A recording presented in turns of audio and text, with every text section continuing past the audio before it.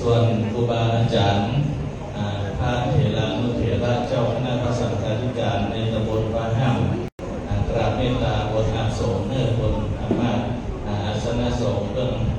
ตั้งที่เดือนะครับเนาะไว้เบื้องหน้าองค์หลวงพ่อพระภาวนาธรรมาภิรัตน์ที่แรกนั้นก็จัดเตรียมอย่างดีแล้วนะก็ว่ามันจะพอแต่ปรากฏว่ามีคณะแม่ชีโยคีผู้ปฏิบัติธรรมมาจำนวนนักดังนั้นก็ดีใจนะครับเนาะ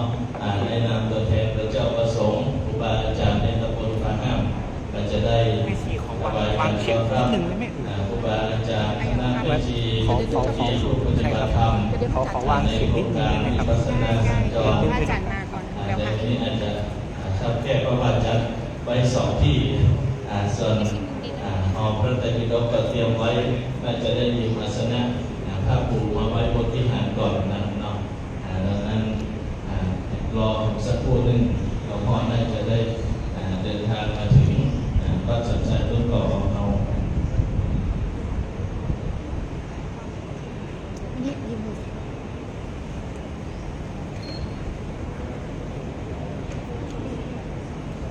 โทรเลยโทรเพื่อน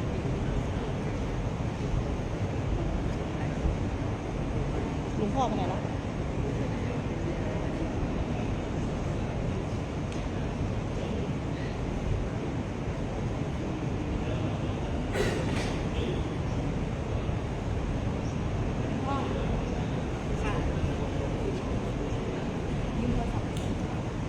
ฮัลโหลด้านนี้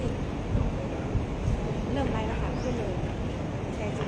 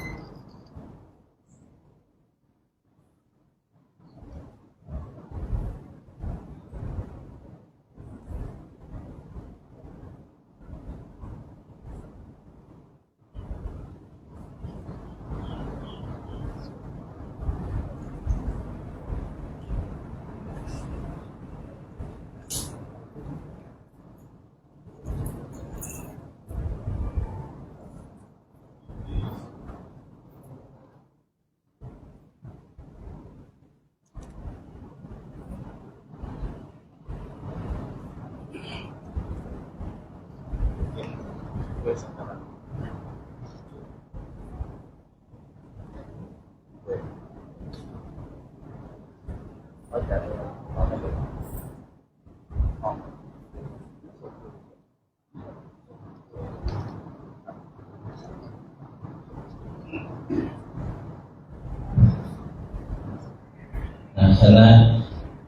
แม่ชีโยคีผู้ปฏิบัติธรรมคณะศรัทธาพี่น้องในตำบลฟ้าห้ามได้กราบพระเดชพระคุณหลวงพ่อพระภาวนาธรรมภิรักษ์วิปัสสนาเจ้าคณะอำเภอเมืองเชียงใหม่วัดรำเนินตำบลธารามเจ็ดศรัทธาญาติโยมทุกท่านได้กราบหลวงพ่อได้ร่วมเรียนกัน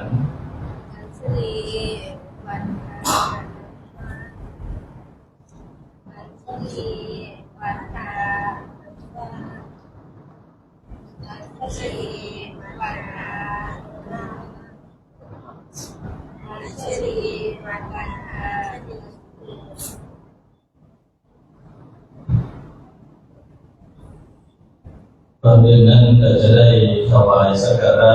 พระเดชพระคุณหลวงพ่อเจ้าคณะอำเภอเมืองเชียงใหม่หลวงพ่อพระภาวนาธรรมภิรักษ์ขอการรัตนาหลวงพ่อพระครูวิชานิพากรเจ้าคณะตำบลฟ้าห้ามได้เมตตาเข้าถวายสักการะหลวงพ่อพระภาวนาธรรมภิรักษ์ซึ่งเป็นเจ้าคณะผู้ปกครองของตำบลฟ้าห้ามและอำเภอเมืองเชียงใหม่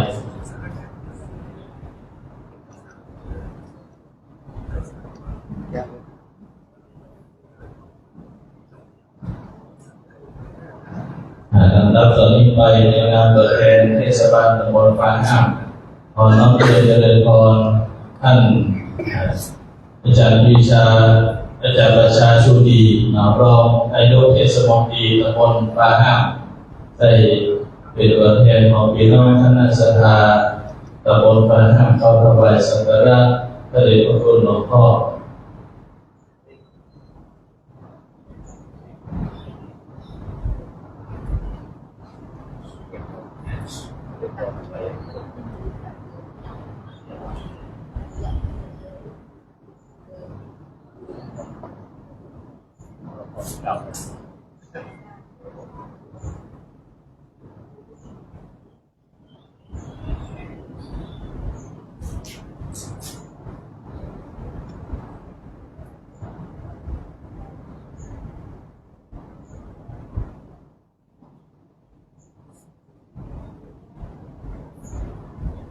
กราบ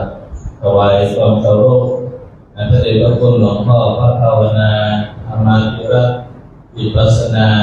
เจ้าคณะอำเภอเมืองเชียงใหม่เจ้าอาวาสวัดรำเพิงตำบลอารามเจ้าสำนักปฏิบัติธรรมประจำจังหวัดเชียงใหม่แห่งที่สองด้วยความเคารพอย่างสูงหลวงพ่อพระครูวิชานิพากรเจ้าคณะตำบลฟ้าห้ามหลวงพ่อครูบาอาจารย์เจ้าอาวาสวัดในตำบลฟ้าห้ามทุกรูปและครูบาอาจารย์ทุกรูปขอเจริญพรแม่ชีโยคีผู้ปฏิบัติธรรมคณะศรัทธาวัดสันใจลบกองและตำบลฟ้าห้ามทุกท่านที่ได้เดินทางสัญจรมาร่วมประพฤติปฏิบัติธรรมในโครงการวิปัสสนาสัญจรของคณะสงฆ์อำเภอเมืองเชียงใหม่โดยมีหลวงพ่อพระภาวนาธรรมภิรักษ์เจ้าคณะอำเภอเมืองเชียงใหม่เรากระผมในนามเจ้าว่าวัดสันใจต้นกอกพระครูโกศลปริยติคุณพร้อมด้วยคณะสงฆ์ตำบลฟ้าห้ามทุกรูปขอถวายการต้อนรับพระเดชพระคุณหลวงพ่อพระภาวนาธรรมภิรักษ์และคณะแม่ชีโยคีผู้ปฏิบัติธรรมคณะศรัทธาญาติโยมทุกคนทุกท่านที่ได้เดินทางมาร่วมโครงการวิปัสสนาสัญจรของคณะสงฆ์อำเภอเมืองเชียงใหม่ในคราวนี้ซึ่งกระผมนั้นพร้อมด้วยคณะสงฆ์ตำบลฟ้าห้ามได้จัดเตรียมสถานที่ไว้ต้อนรับคณะครูบาอาจารย์พระวิปัสสนาจารย์ครูบาอาจารย์ในตำบลฟ้าห้ามและแม่ชีโยคีผู้ปฏิบัติธรรมที่แรกนั้นก็ตาม ที่ได้ดูในเพจของวัดลำเบิกนั้นก็ยังพอนั่งขนาดนี้นะครับก็กลัวว่าจัดสถานที่จะพอหรือบ่พอก็เลยจะเตรียมไว้ประมาณ50ที่นั่งแล้วก็เก้าอี้เสื่อมไว้ปรากฏว่ามาเกิดจำนวนอัตราดังนั้นการถวายการต้อนรับในครั้งนี้อาจจะขาดตกบกพร่องไปก็ขอสุมาอภัยพระเดชพระคุณหลวงพ่อและกับพี่น้องคณะสัตยาและโยมแม่ชีโยคีผู้ปฏิบัติธรรมมาณโอกาสนี้ดังนั้นในนามหลวงพ่อเจ้าคณะตำบลตลอดถึงคณะสงฆ์ในตำบลฟ้าห้ามก็กราบถวายการต้อนรับพระเดชพระคุณหลวงพ่อและคณะครูบาอาจารย์พระวิปัสสนาจารย์แม่ชีโยคีผู้ปฏิบัติธรรมคณะสัตยาทุกคนทุกท่านในตำบลฟ้าห้ามที่เข้าร่วมกิจกรรมโครงการวิปัสสนาสัญจรในคราวนี้ก็ขอถวายการต้อนรับและยินดีต้อนรับทุกท่านมาณโอกาสนี้ก็ขอเจริญพรครับได้เป็นโฆษกเองเลยวันนี้ก็ถวายความเคารพหลวงพ่อได้กล่าวเปิดโครงการและการกล่าวสมุนนิยกถาซึ่งวัดสันทรายต้นกอกนี้เป็นวัดสุดท้ายได้ที่สุดเป็นการปิดโครงการทำวิปัสสนาสัญจรดังนั้นเรากระผมเป็นคณะสงฆ์ขอการอาราธนาหลวงพ่อด้วยความเคารพยิ่งครับผม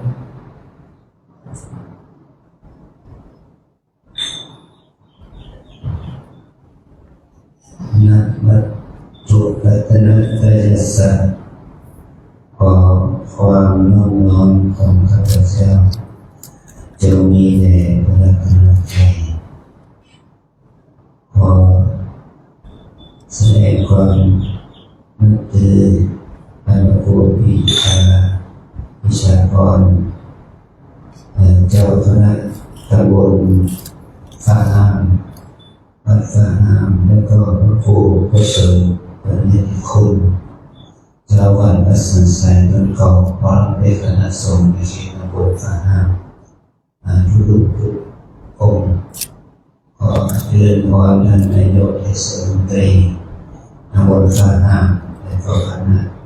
โฆษกศิษยาศรัทธาทั้งหลายที่ได้มาเข้าสู่โครงการวิปัสสนาสัญจรในคราวนี้เราทั้งหลายได้ทำกิจที่ควรทำกิจคือหน้าที่ของเราเนี่ยในธรรมแล้วมีสองกิจอันที่หนึ่งก็คือขันธธุระการศึกษาเราเรียนมาทำวินัยทั้งหนึ่งวิปัสสนาธุระคือการประพฤติปฏิบัติสมถะวิปัสสนากรรมฐานนั่นเองถ้าเป็นธุระพิเศษโยธาธุระการงานการก่อสร้างวัดวาอารามนั่นเอง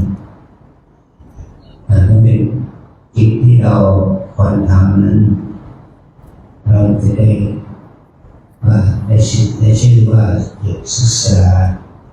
ยกย่องมาทำวินัยของพระสัมมาสัมพุทธเจ้านั้นได้แก่การศึกษาธรรมะและหลักธรรมคำสอนของพระสัมมาสัมพุทธเจ้าโดยเราจะรู้ถึงความมีคุณค่าของชีวิตของเราเองว่าเราเป็นพุทธศาสนิกชนเนี่ยเราได้ศึกษาพระธรรมพระวินัยที่ดีแล้วมันจะเป็นอานิสงส์ประโยชน์สุดผลแก่พวกเราทั้งหลายวัดวาอารามของเราทั้งหลายนั้นมีศาสนาอยู่สี่อย่างศาสนาธรรมคือพระธรรมคำสอนของพระพุทธเจ้ามีพระไตรปิฎกเป็นประธานคำพิชั้นเอก 2. ศาสนาบุคคลได้แก่พุทธศาสนิกชนภิกษุภิกษุณีอุบาสกอุบาสิกาในที่ได้มีความศรัทธาในการประพฤติปฏิบัติมีกิจกรรมใดก็ทำความเพียรช่วยกันในการบำเพ็ญทานรักษาศีลภาวนาแล้วศาสนาวัตถุก็ได้แก่วัดวาอารามโบสถ์วิหารสถานที่ที่จะเป็นที่พักอาศัยของพระภิกษุสามเณรและเป็นสถานที่ที่จะทำให้วาสุปัจจามาทำบุญทำทานรักษาศีลภาวนาแล้วเราก็มีวิธีกรรมที่จะกระทำพร้อมกันก่อเกิดความสามัคคีขององค์คณะในศาสนาพิธีเราอาศัยศาสนาพิธีนี้คือการที่เราได้มาพร้อมใจกันจัดกิจกรรมวิปัสสนาสัญจรการขับเคลื่อนวิปัสสนากรรมฐานให้แก่พุทธศาสนิกชนนอกวัดเมื่อเราพระรัตนนั้นเป็นสำนักปฏิบัติธรรมประจำจังหวัดก็เป็นการทำกิจกรรมประจำกิจกรรมประจำนี้ก็ก่อให้เกิดความดีงามแต่ตนแต่ถ้าเราจะเอาความดีงามนี้ให้เกิดขึ้นเฉพาะเราแต่ว่าเราไม่ได้เอาแต่ใส่วัดพี่วัดน้องนะขออภัยจะพูดภาษาไทยนะน้องไม่ได้เอาแต่ใส่วัดพี่วัดน้องและก็ปล่อยให้วัดพี่วัดน้องนั้นไม่ได้ประโยชน์จากกิจกรรมในศาสนามันก็รู้สึกออกผิดตัวไปหน่อยเราจึงมีโครงการที่จะให้วัดทุกวัดเป็นสำนักปฏิบัติธรรมของหมู่บ้านเนี่ยเอาวัดเนี่ยเป็นสำนักปฏิบัติธรรมของหมู่บ้านบางหมู่บ้านไหนมีวัดอยู่ก็ให้วัดนั้นเป็นสำนักปฏิบัติธรรมให้มีสถานที่ปฏิบัติธรรมโดยอาศัยว่าวัดทุกวัดมันย่อมมีวิหารมีอุโบสถมีศาลามีกุฏิมีห้องน้ำแต่เนี่ยมีพร้อมก็เราจะเปิดวิหารเปิดโบสถ์เปิดศาลาให้เป็นที่ปฏิบัติธรรมของพุทธศาสนิกชนที่เป็นพุทธที่เป็นวาสุวาสิกาได้เข้ามาสู่วัดคำว่าวัดในชื่อที่อยู่ที่พักของพระสงฆ์ได้ชื่อว่าวัดบ้านของเราคือสิ่งที่ประเมินถ้ามันเป็นสถานที่ประเมินตัวเรานะประเมินการที่เราจะทำกิจกรรมน้อยใหญ่มาวัดเอาเองเพราะว่าเครื่องช่างมันมาวัดอะไรวัดน้ำหนักเราจะน้ำหนักเท่าไหร่น้ำหนัก20 กิโลแล้วก็เราต้องเอาตัวเองขึ้นไปชั่งเครื่องวัดน้ำหนักแล้วก็เครื่องวัดส่วนสูงเราจะสูงเท่าไหร่เขาก็มีเกรดมีเครื่องวัดสูงเท่าไหร่นี่ว่าถ้าวัดนี่เราวัดจะวัดอะไรคือวัดบุญวัดบาปของเราวัดใจของเรานะถ้าวัดสังสารประกอบไม่สามารถเป็นที่วัดจิตวัดใจของเราได้ก็วัดสังสารก็ไม่สามารถเป็นที่ศรัทธาเลื่อมใสของได้โยมได้เพราะว่าวัดนี้เป็นที่เลื่อมใสศรัทธาของญาติโยมโดยเฉพาะก็คือศรัทธาญาติโยมที่อยู่ในโลกวัดแห่งนี้ถ้าเขาศรัทธาเลื่อมใสก็เป็นคำว่าวัดนี้เป็นชื่อวัดพระโสองค์เองเราด้วยเป็นชื่อวัดจิตใจของศรัทธาญาติโยมด้วยคือวัดใจเราวัดใจพระวัดใจโยมวัดใจชาวบ้านวัดใจนักบวชมันเป็นชื่อวัดเพราะวัดมันจะต้องมีข้อวัดว่ามี นี้จะเป็นว่าต้องมีข้อว่ามีข้อว่าที่ดีพระภิกษุสามเณรมีข้อว่าปฏิบัติที่ดี ก็เป็นที่น่าศรัทธาเลื่อมใสของญาติโยมญาติโยมมีข้อว่าปฏิบัติที่ดีก็เป็นคนเป็นที่ว่าญาติโยมได้อุปถัมภ์สัพดีและความดีได้ก็ทำข้อว่าปฏิบัติในฐานะเป็นอุบาสกอุบาสิกาโดยความเป็นผู้มีศีลที่ดีมีธรรมที่ดี เมื่อเรามีศีลมีธรรมที่ดีก็เป็นข้อวัดของญาติโยมนี่เป็นข้อวัดของเรานะแล้วเมื่อเรามีข้อวัดดีแล้วพระสงฆ์เองมีข้อวัดที่ดีศรัทธาญาติโยมมีข้อวัดที่ดีเนี่ยเราจะเข้าสู่คุณธรรมที่ดีแปลว่าเข้าสู่หลักธรรมคำสอนของพระพุทธเจ้าเป็นเครื่องวัดว่าวิถีชีวิตของเรานี้จะทำให้เรานั้นออกจากวัฏทุกข์ได้หรือไม่พระพุทธศาสนาพระองค์สอนเรื่องอริยสัจสี่เรื่องของอริยสัจสี่คือหนึ่งทุกขอริยสัจถ้าเราเข้าใจเรื่องทุกข์แล้วเราจะทำยังไงเราก็ต้องศึกษาเอาไว้ว่าทุกข์นั้นเกิดจากอะไรเกิดจากสมุทัยอริยสัจนะครับว่าเหตุที่เกิดทุกข์มีไหมมีแล้วเราไม่เมื่อเรารู้จักสมุทัยอริยสัจแล้วเราจะเข้าถึงข้อธรรมข้อที่สามคือนิโรธอริยสัจทุกสมุทัยนิโรธคือความดับทุกข์นั้นได้ไหมถ้าเราสามารถทำเอาหลักธรรมคำสอนของพระเจ้ามาปฏิบัติได้นั่นแปลว่าเราเข้าถึงมรรคข้อปฏิบัติมรรคนั้นจะทำให้เราออกจากวัฏได้ออกจากวัฏสงสารออกจากวัฏทุกข์ได้ถ้าเราไม่มีศีลไม่มีธรรมผลของเราคืออบาย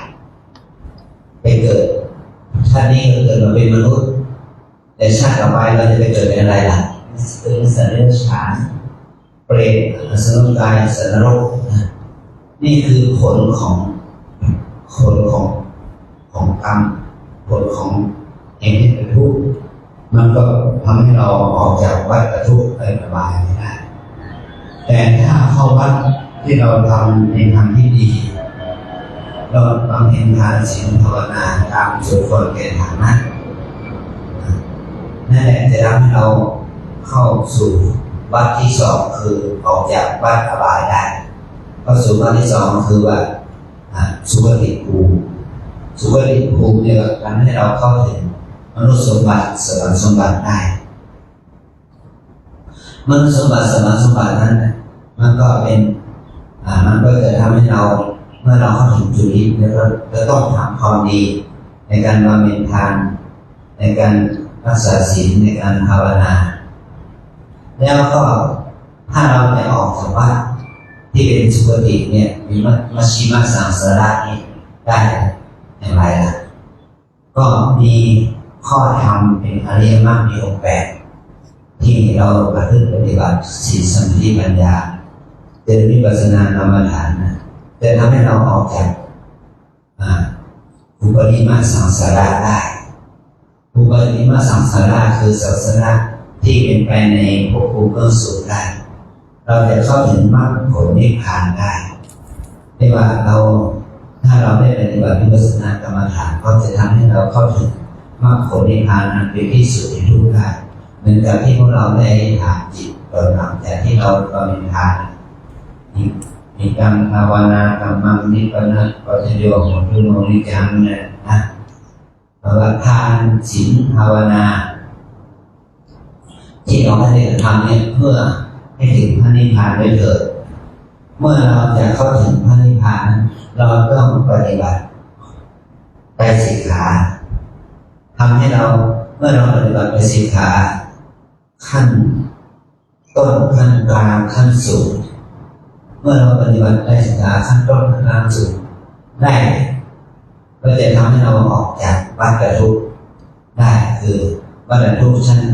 ต่ำที่อบายภูมิวัฏทุกข์ขั้นกลางคือสุคติโลกสวรรค์มนุษย์เทวดาและก็บริมาสังสาระคือวัฏเบื้องสูง เราจะพ้นจากมันได้คือไปที่เราได้ปฏิบัติวิปัสสนากรรมฐานมากกว่านิพพานได้อันนี้เนี่ยเป็นข้อธรรมที่เราอยากจะให้ศรัทธาญาติโยมนะได้มีโอกาสได้เรียนรู้และได้มาพึ่งปฏิบัติแม้ว่าจะเป็นเพียงแค่เบื้องต้นแค่2 ชั่วโมงนะเราจะได้ให้เราได้เรียนรู้วิธีการปฏิบัติแต่เนื่องจากว่าคนที่มาที่นี่มีศรัทธาญาติโยมที่เข้ามาปฏิบัติธรรมที่วัดน้ำเปิดด้วยญาติโยมทั้งหลายเหล่านี้เขาก็ตั้งใจจะมาปฏิบัติธรรมที่วัดน้ำเปิดแต่เมื่อเขา3 วัน 4 วันอย่างมากก็เป็นเดือนนะคนเหล่านี้เขาก็อยากจะมาแผ่ความดีงามเนี่ยมาเดินมานั่งให้มาประพฤติปฏิบัติเพื่อให้เป็นกำลังใจแก่ญาติโยมนะญาติโยมมีจะได้ไม่มีความรู้สึกว่าแก่ว่าเราจะปฏิบัติยังไงนะก็ให้ศรัทธาญาติโยมที่เขามาจากต่างอำเภอต่างจังหวัดต่างภาคนะมีหนังสั้นมาจากต่างประเทศยังมีถ้าเขาเหล่านี้มาปฏิบัตินี่มันก็เป็นการเอามาให้เรามาเป็นเพื่อนเรามาเป็นเรื่องของศรัทธาญาติโยมเรานะให้ได้มีโอกาสได้ประพฤติปฏิบัตินี่เพราะเหตุนี้เราจะมีโครงการวิปัสสนาสัญจรเพื่อให้เราได้เรียนรู้เบื้องต้นของการเจริญสติปัฏฐานเบื้องต้นการสติปัฏฐานนี่ก็มันจะทำให้เรานั้นได้ปกเพราะเชื่อพันของบุญกุศลที่เกิดจากการภาวนานี้ให้เกิดขึ้นในสันดานของพวกเราทุกรูปทุกคนเพราะว่าพระธรรมคำสอนของพระพุทธเจ้านั้นไม่ได้มีไว้สำหรับพระไม่ได้มีไว้สำหรับแม่ชีแต่ต้องก็พระธรรมคำสอนของพระพุทธเจ้ามันมีไว้สำหรับทุกคนถ้าเป็นชาวพุทธมาสกมาสิกาหรือแม้แต่ชาวต่างชาติต่างศาสนาที่เขาได้มาปฏิบัติธรรมที่วัดน้ำเปิลนั้นเขาก็มีความสนใจหลักปฏิบัติหลักศาสนาหลักของการปฏิบัติเนี่ยก็สามารถที่จะให้คำตอบของชีวิตของเขาได้เขาเปลี่ยนความที่คนไม่มีศาสนาโดยเฉพาะชาวจีนเนี่ยเขาบางคนเขาประกาศตนเขาไม่มีศาสนาเขามาแสวงหาคำตอบของชีวิตแล้วเขาก็มาศึกษาพอครบคอร์สแล้วเขาก็ยอมรับว่าเทคนิควิธีปฏิบัติของเราเนี่ยดีเขาสามารถที่จะกราบไหว้พระรัตนตรัยได้เพราะอย่างนี้แหละนะคนที่ไม่มีศาสนาเขาก็เป็นคนกลับมาเป็นคนมีศาสนาคนที่ไม่ได้เคารพนับถือพระรัตนตรัยเขากลับมาเคารพนับถือพระรัตนตรัยเราเอาอาศัยที่ว่าหลักธรรมคำสอนของพระเจ้าเนี่ยที่ในบทสวากขาโตเลยว่าโอวันเป็นธรรมที่เป็นธรรมที่เชิญเข้ามาที่สุดดูได้สันทิฏฐิโกเป็นธรรมที่มึงเห็นได้ด้วยตนเองปัจจัยทางวิธรรมโยนิเป็นธรรมที่เป็นรู้เฉพาะตนเนี่ยมันเป็นธรรมะที่สามารถเชื้อเชิญคนมาพิสูจน์ได้ด้วยการมาประพฤติปฏิบัติอย่างนี้นะถ้าพวกเราเนี่ยเราเป็นพุทธศาสนิกชนเราเป็นชาวพุทธแต่เราไม่รู้เรื่องนี้เรื่องของวิปัสสนาเลยอย่างนี้ของคุณพ่อนะจะโยมนะเราก็เสียชาติเกิดพูดถึงตรงนะเราเสียชาติเกิดเพราะว่าเรานั้นไม่รู้หลักวิปัสสนากรรมฐานคำสอนของพระเจ้ามีอยู่แต่เราได้แค่กับทีได้แค่เปลือกได้แค่การให้ทานรักษาศีลมันก็ไม่ได้สมถะวิปัสสนาเลยเนี่ยมันก็ทำให้เราเนี่ยไม่ได้เข้าถึงสัจธรรมของพระพุทธเจ้าอย่างแท้จริงแต่ถ้าเราเนี่ยได้มีโอกาสฝึกฝนอบรมปฏิบัติชาตินี้ก็เราจะไม่เสียชาติเลย เพราะเราได้ศึกษาทำคำสอนของพระพุทธเจ้าด้วยตัวเราเองเนี่ยมันจึงเป็นเหตุให้อาตมาได้มีความคิดว่าอยากจะเผยแผ่งานพระศาสนางานปฏิบัตินี้ให้เขาเห็นวัดวาอารามสถานญาติโยมที่กว้างขวางไปไม่ใช่เฉพาะในวัดแต่ว่าเราสัญจรออกไปนอกวัดนี่คือความดีงามนี่ไม่ใช่เป็นความดีงามที่เกิดขึ้นจากใครคนใดคนหนึ่งไม่ใช่จากหลวงพ่อบาอาจารย์องค์ใดองค์หนึ่งแต่ความดีงามนี้มาจากพระรัตนตรัยมาจากพระพุทธเจ้ามาจากพระธรรมได้มาจากพระอริยเจ้าที่ท่านได้ดำรงพระศาสนามา 2,600 กว่าปีมาแล้วมาจนถึงยุคของเราเนี่ยรุ่นยุคของเราเนี่ยเราแต่เราเกิดมาแล้วเราไม่มีใครมาสอนไม่มีใครมาแนะนำวิธีปฏิบัติก็ทำให้เรานั้นเสียโอกาสในการที่จะมาฝึกฝนอบรมเนี่ยเราจะนี่แหละเพราะเหตุนี้เนี่ยเราเองมาปลูกเพาะนะมาบ่มเพาะเชื่อว่า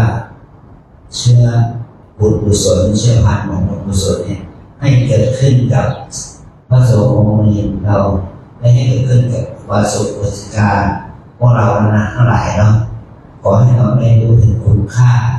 ประโยชน์ส่วนผลที่เกิดจากการปฏิบัติตัวเอง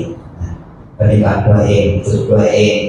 มันจะให้บุญกุศลเกิดขึ้นกับตัวเราเองได้อย่างไรอันนี้คือเจตนาเป้าหมายไม่ใช่ว่าเป็นภาระของคณะสงฆ์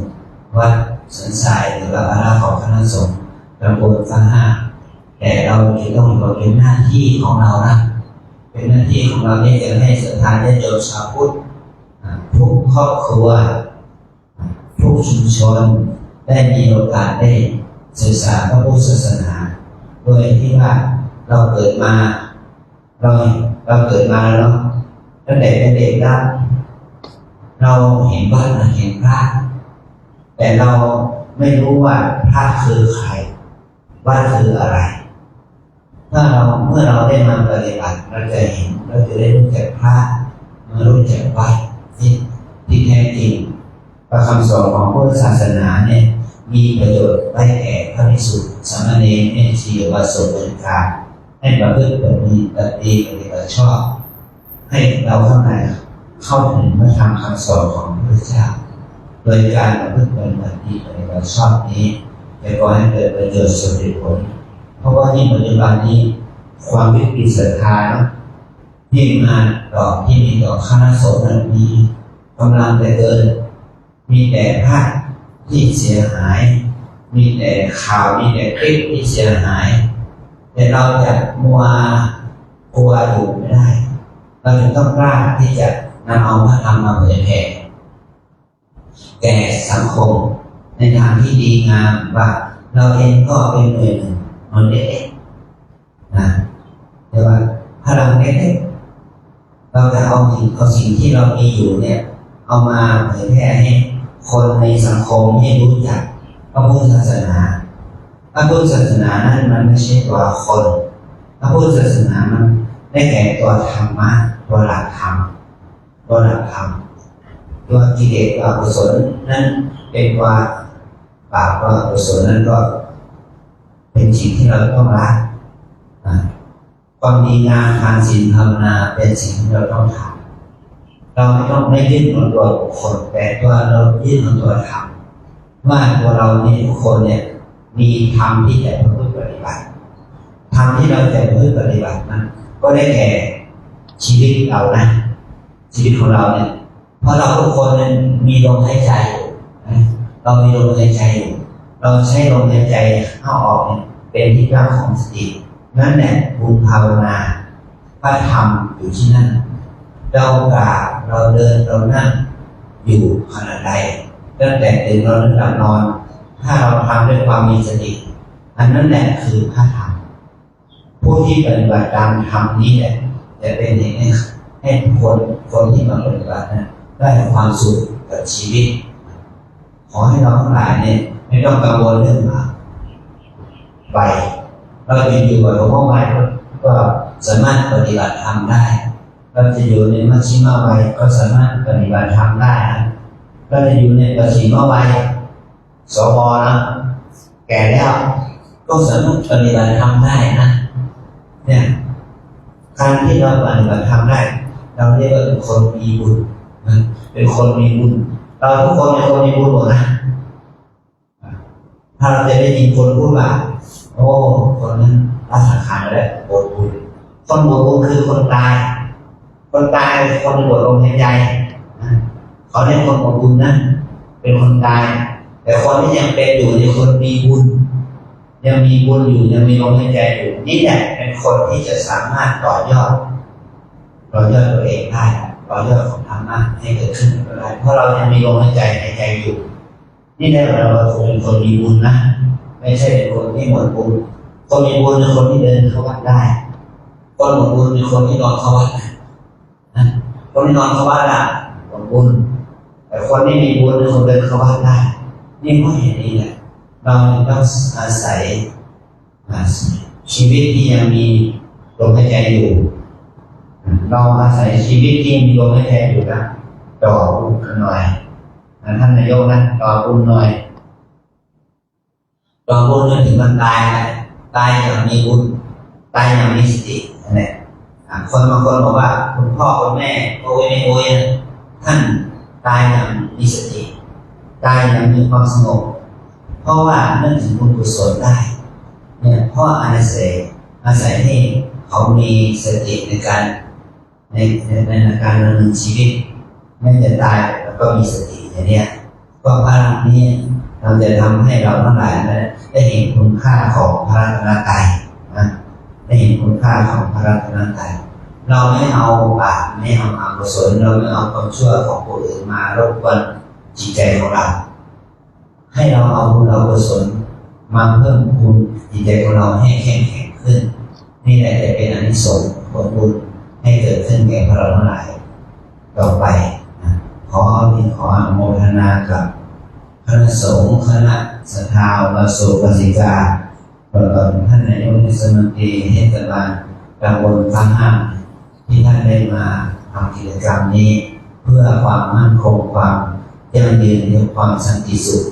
จะเพิ่งมาเกิดขึ้นในชุมชนของพวกเรานะทั้งหลายเนี่ยให้เข้าถึงพระรัตนตรัยคือการบำเพ็ญคุณงามความดีศีลสมาธิปัญญาจะให้มันเกิดเพื่อให้มันเกิดผลแก่พวกเราทั้งหลายสืบต่อไปขออานิสงส์นี้จงเป็นพลังบุญเจ้าคุณให้คณะสงฆ์ให้คณะศรัทธาญาติโยมนั้นได้เจริญด้วยปัญญาศีลสมาธิได้เจริญด้วยทานศีลภาวนาเจริญด้วยอายุวันนาสุขภาระมอบอาเมตตุนิสมาปฏิบัติ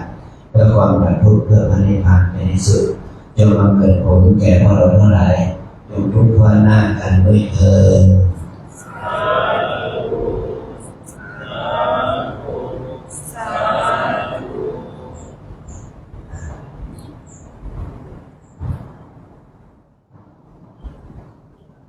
เอาอาจารย์จะมอบให้ทีมเอาในทานมามอบถวายให้ท่านพระกุศลในคุณในฐานะเป็นเจ้าของสถานที่เนาะขออนุโมทนาบุญด้วย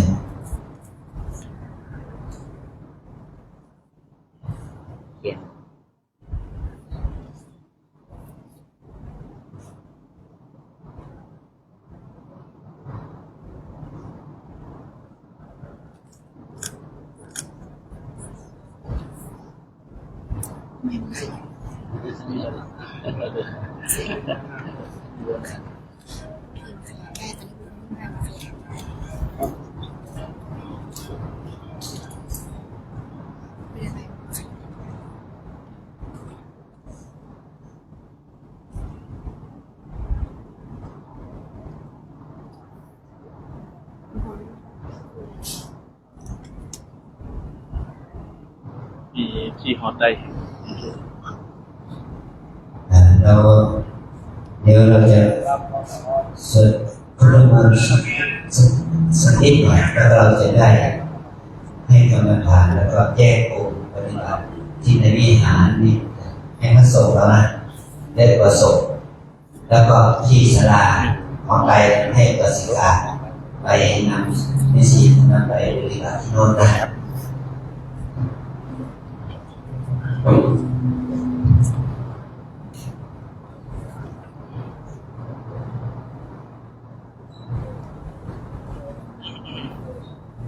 เราจะได้เราจะดำเนินแบบย่อๆนะ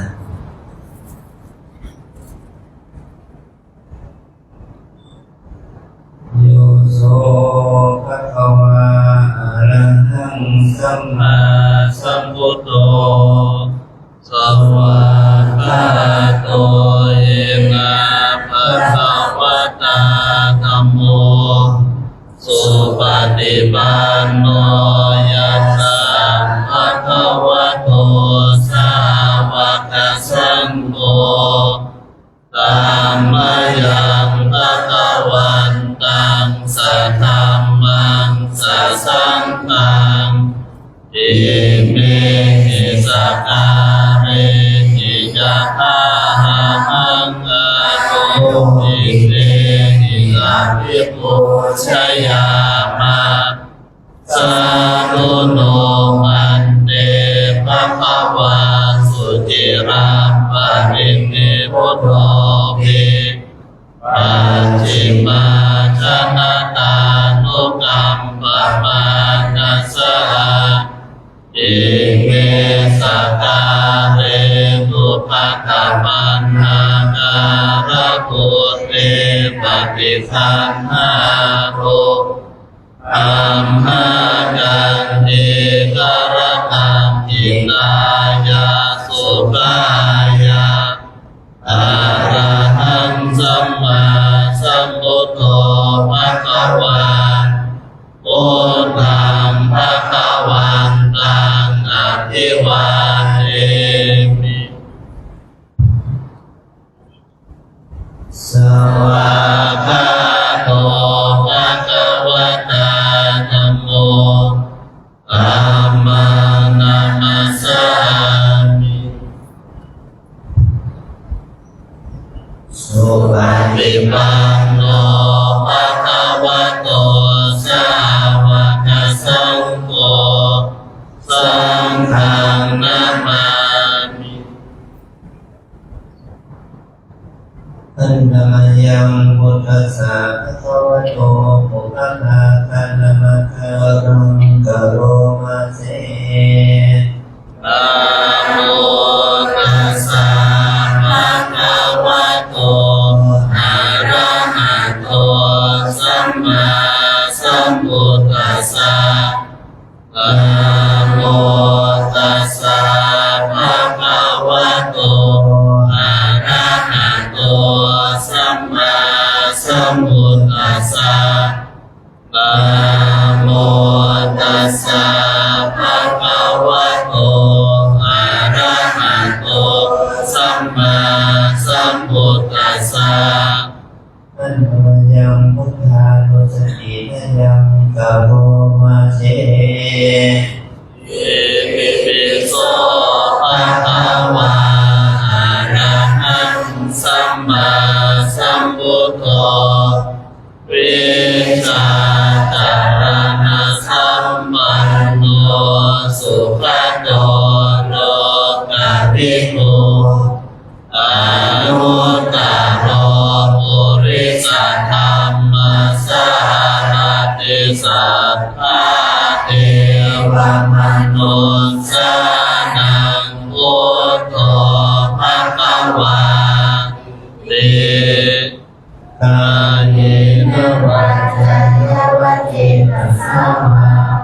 ปุเรปุกังมังปัตตังมยายังพุทโธปฏิปันนะตุอัจฉิยตังยานันตะเยสัมวริตุงวะพุทเตสันนามายังธัมมานุสติยังกะโรมาเสสวากขาโตภะคะวะตาธัมโมสันทิติโกอาคาติโกเอหิปัสสิโก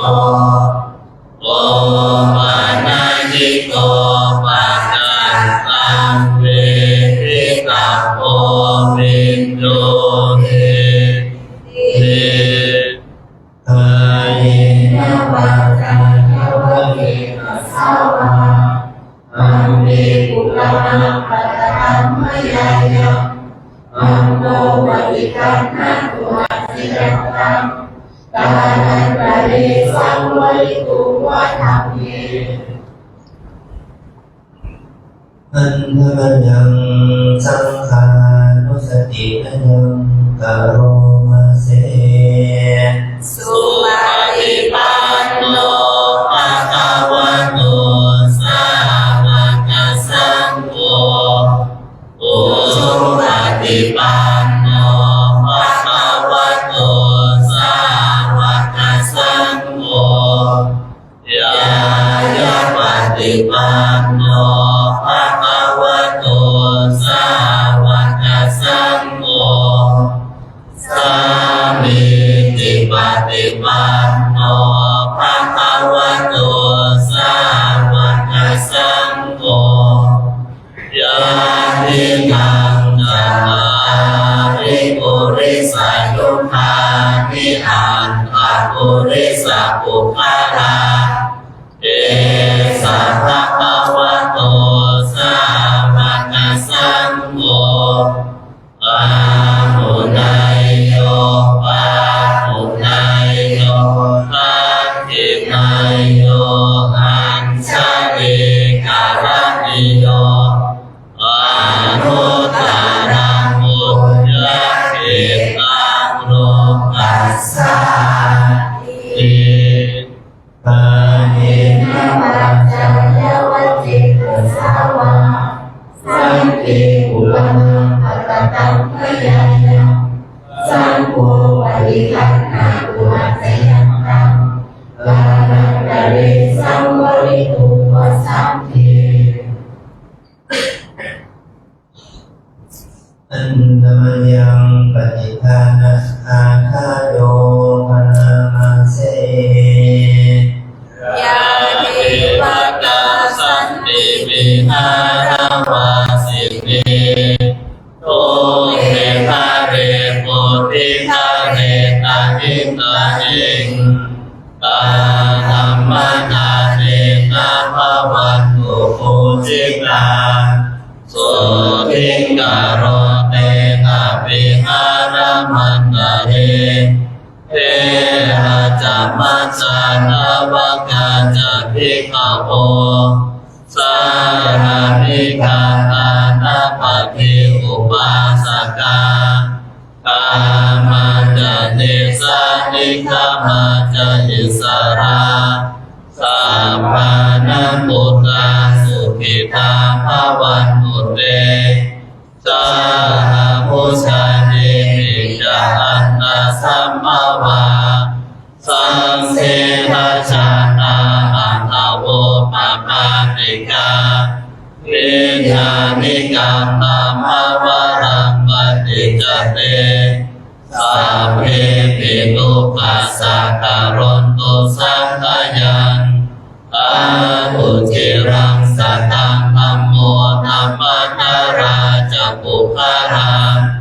สัมโฆโหตุสัมภโฆวะอัฏฐายะจาหิตายะจาอัมหิรัตันตุสัตตัมโมสัพเพปิตัมมจาริโตโพธิสัมปะปุณณยามะธัมเมอริยภเวนิเตปัสสนาโหตุสัพเพปิปานิโนพุทธัสสะสะเนสัมมานารังปะเวจันโตคาเรเนโวภวสัตตุ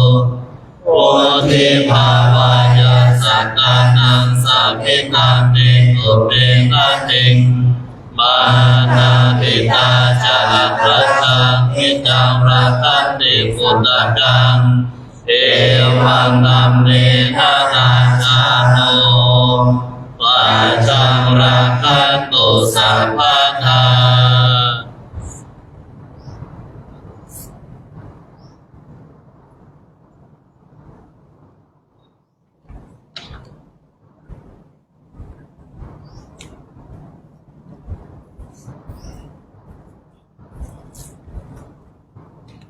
ทั้งหลาย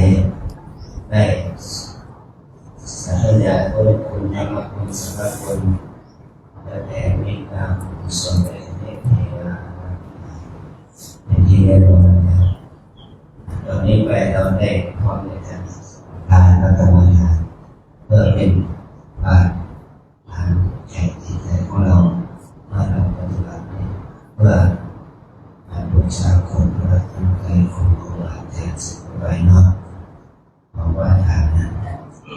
อิมาหังภะคะวาอิมาหังภะคะวาอัตตภาวังอัตตภาวังตุมหากังตุมหากังปริจจชามิ ปริจจชามิ ข้าแต่สมเด็จพระผู้มีพระภาคเจ้าข้าแต่สมเด็จพระผู้มีพระภาคเจ้าข้าพระองค์ขอมอบกายถวายชีวิตข้าพระองค์ขอมอบกายถวายชีวิตแด่พระรัตนตรัยแด่พระรัตนตรัยอิมาหังอาจาริยะอิมาหังอาจาริยะอัตตภาวังอัตตภาวังตุมหากังตุมหากังปริจจชามิ ปริจจชามิข้าแต่พระอาจารย์ผู้เจริญข้าแต่พระอาจารย์ผู้เจริญข้าพเจ้าขอมอบกายถวายตัวข้าพเจ้าขอมอบกายถวายตัวต่อครูบาอาจารย์ต่อครูบาอาจารย์เพื่อจะปฏิบัติวิปัสสนากรรมฐานต่อไปวิปัสสนากรรมฐานต่อไปนิพพานัสสะนิพพานัสสะเนพันเตเนพันเตสัจฉิกรณัฏฐายะสัจฉิกรณัฏฐายะธรรมฐานังเทหิธรรมฐานังเทหิข้าแต่ท่านผู้เจริญข้าแต่ท่านผู้เจริญขอท่านจงให้พระกรรมฐานขอให้ท่านจงให้กรรมฐานแก่ข้าพเจ้าแก่ข้าพเจ้าเพื่อจะกระทำให้แจ้งเพื่อจะกระทำให้แจ้งซึ่งมรรคผลนิพพานต่อไปซึ่งมรรคผลนิพพานต่อไปอิมายะอิมายะธรรมานุธรรมะธรรมานุธรรมะปฏิปฏิยาปฏิปฏิยารัตนัตยังรัตนัตยังบูเชมิบูเชมิข้าพเจ้าขอบูชาข้าพเจ้าขอบูชาซึ่งพระรัตนตรัยซึ่งพระรัตนตรัยด้วยการปฏิบัติบูชาด้วยการปฏิบัติบูชาสัจจวาจาด้วยสัจจวาจาที่กล่าวอ้างมานี้ขอให้ข้าพเจ้าได้บรรลุมรรคผลนิพพานด้วยเถิดได้บรรลุมรรคผลนิพพานด้วยเถิดสาธุสาธุ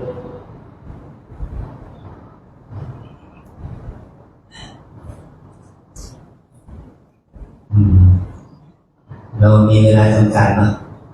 พูดกันยาวก็ไม่ได้ขอให้เราทั้งหลายนั้นได้เพราะว่าเราเป็นพุทธศาสนิกชนเราปฏิบัติกรรมฐานนี้เพื่อน้อมนำซึ่งพระรัตนตรัยมาเป็นอุปการจารย์นะในเบื้องต้นเราต้องเอาว่าอรหันต์500 พระองค์เพิ่มมาเป็นครูอาจารย์มาจนถึงทุกวันนี้พระเดชพระคุณหลวงปู่พระคงมงคลมาเป็นอาจารย์ของเรานะอันนี้เราก็ปฏิบัติกรรมฐานวิปัสสนากรรมฐานเป็นกรรมฐานที่มีมาตั้งแต่สมัยพุทธกาลนะแต่วิปัสสนากรรมฐานเนี่ยมีในพุทธศาสนาของเราแล้วก็สมถกรรมฐานมีก่อนพุทธศาสนามีแต่เด็กที่มีฤาษีชีไปมาแต่ผู้สมัยเริ่มต้นกลับมาก็มีกรรมฐานที่เรียกว่าสมถกรรมฐานมาแล้วในวิปัสสนากรรมฐานมีเฉพาะในที่มามีพระพุทธเจ้าไปแล้วเราก็ไปทำเป็นวิปัสสนากรรมฐานเพื่อเป็นการปฏิบัติบูชาเมื่อเรานึกถึงที่พระองค์ได้ทรงตรัสว่าการบูชาของพุทธบริษัทนั้นการบูชาที่สูงสุดก็คือการปฏิบัติบูชาเพราะการปฏิบัติบูชาเป็นเหตุเราพ้นจากผู้เกิดแก่เจ็บตายในที่สุดได้ อภิสัมบูชาไม่ใช่ไม่มีประโยชน์นะได้ประโยชน์คือมันเป็นมนุษย์สมบัติมันเป็นมันเกิดเนี่ยมนุษย์โลกเทวโลกโอมาโลกได้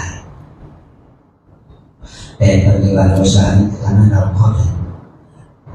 โลกุตตรธรรมมากกว่านิพพานได้ขอให้เราได้เห็นถึงคุณค่าของการปฏิบัติวิปัสสนากรรมฐานนี้นะขอให้เราทั้งหลายนั้นได้ตั้งใจที่จะปฏิบัติวิปัสสนากรรมฐานในแนวสติปัฏฐานสี่ขอให้เราตั้งสติเมื่อกายเวทนาจิตธรรมสี่ประการนี้เป็นเรื่องต้นของการปฏิบัติกรรมฐานของเรานะขอทุกคนประนมมือว่าการเนาะวิปัสสนากรรมฐาน วิปัสสนากรรมฐาน ตามแนวสติปัฏฐานสี่ ตามแนวสติปัฏฐานสี่ หนึ่งกาย หนึ่งกาย สองเวทนา สองเวทนา สามจิต สามจิต สี่ธรรม สี่ธรรม วิปัสสนากรรมฐาน วิปัสสนากรรมฐาน ตามแนวสติปัฏฐาน ตามแนวสติปัฏฐาน มีสี่อย่าง มีสี่อย่าง หนึ่งกาย หนึ่งกาย สองเวทนา สองเวทนา สามจิต สามจิต สี่ธรรม สี่ธรรม กายเวทนาจิตธรรม กายเวทนาจิตธรรม กายเวทนาจิตธรรม กายเวทนาจิตธรรม กายเวทนาจิตธรรม กายเวทนาจิตธรรม สาธุขออนุโมทนาบุญที่เราทรงจำไว้ได้เนาะการเจริญสติปัฏฐานนี่ถือว่าให้เรามีสติอยู่กับกายสักครู่พระอาจารย์ชีท่านจะแนะวิธีการเจริญสติไปในกายคือการกำอย่างมีสติในการเดินอย่างมีสติในการหายใจเข้าออกอย่างมีสติอันนี้นะที่เราสติไปในกายสองเวทนาเราปฏิบัตินี่เราเอากายของเรามาเป็นองค์ปฏิบัติมันจะรู้สึกสุขทุกข์ปวดเจ็บได้นะให้เรามีสติอยู่กับเวทนาปวดเจ็บสุขทุกข์นั้นที่เขาเรียกว่าเวทนานุปัสสนาแล้วก็เรามาปฏิบัตินี่มันจะมีความคิดนานาประการใจมันคิดครับหมายถึงว่าเมื่อเรารู้ว่าเราคิดว่ามีสติอยู่กับจิตแล้วก็ทำก็คือเมื่อเราปฏิบัติเนี่ยเรามีหูมีตาหูมีจมูกมีลิ้นมีกายมาด้วยเราก็เห็นได้ยินมีรสสัมผัสเราชอบไม่ชอบฟุ้งซ่านรำคาญสงสัยก็คือเราได้ก็ให้มีสติกับตาหูจมูกลิ้นกายใจทุกสิ่งรสสัมผัสนั้นถ้าเรามีสติแล้วก็ตอบชอบไม่ชอบมองฟุ้งสงสัยก็จะทำไปมันจะทำให้เราได้สติสัมปชัญญะได้ความเพียรได้ความอดทนเกิดขึ้นกับเรานะฝึกเองด้วยการฝึกการเจริญสติปัฏฐานสี่อย่างนี้มันกรรมฐานมันไม่ใช่เอามาจากไหนเอามาจากตัวเรานะทุกคนมีกรรมฐานเป็นของตนเองให้เรามีสติสัมปชัญญะเพื่อบูชาพระรัตนตรัยถ้าเราอยู่ในวิหารแล้วก็มีพระพุทธรูปในวิหารอยู่ในศาลามีพระพุทธรูปในศาลาอยู่ที่ไหนแล้วก็กราบบูชาให้นึกถึงว่าเนื่องจากว่าพระพุทธเจ้านั่นอยู่ให้ปฏิฐานให้เรากราบไหว้บูชาให้เราเคารพนับถือความดีงามของพระสัมมาสัมพุทธเจ้าเพื่อเป็นแบบอย่างนี้กันเพื่อการปฏิบัติของเราทั้งหลายสืบต่อไปนะขออนุโมทนาเอาละแบ่งกลุ่มเนาะเอาพระนักเมชีท่านเนี่ยได้โยคีผู้หญิงนะคุณแม่นะให้ไปที่ได้หัวใจเนาะแล้วก็ให้พระเรากับผู้ชีชายนะได้เกิดสถานที่นี้เพื่อเราจะได้ฝึกการกราบการเดินกรมนั่งสมาธิด้วยกันนะเพราะเรามีสถานที่ที่จำกัดเนาะแต่มันก็มากอันนี้มันมากเพราะวันนี้แหละขออนุโมทนาบุญท่านนายกให้มีเวลาร่วมปฏิบัติกับเขาได้ครับรองนายกนะครับได้แล้วเสร็จแล้วให้เรา น้องโยมสุขนะ เดี๋ยวเราคือเจ้าอย่างเดียวเนาะ โยมผู้ชายมาเนี่ยแต่แถวเป็นแถวแต่มีแถวนั้นถ้าท่านนั่งได้ก็นั่งพื้นเรานั่งพื้นนะตามท่าถ้านั่งไม่ได้ก็นั่งที่แต่ข้างในเราจะร้องนั่งพื้นเพื่อปราบสติปัฏฐานขอนิมนต์อาจารย์พระสงฆ์เรียนศิลป์ศิษย์ของสมโรได้เป็นพิธีกรนำปฏิบัตินะ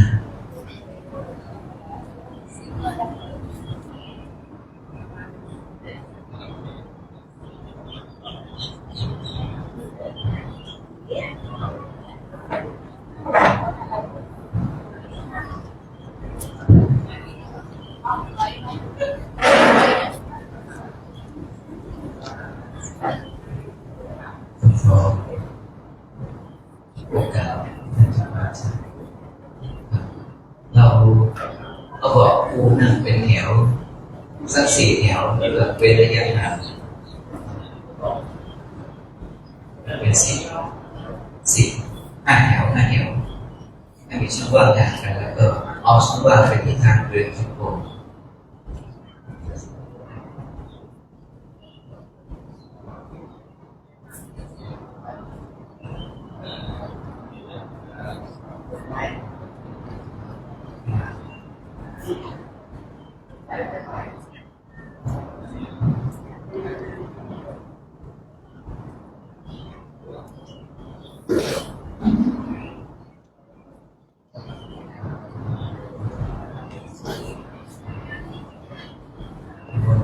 จะ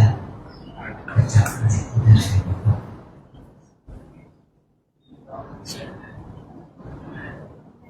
เดี๋ยวนี้คนท่านอาจารย์ชัยท่านประสิทธิ์เป็นต้นแบบครับ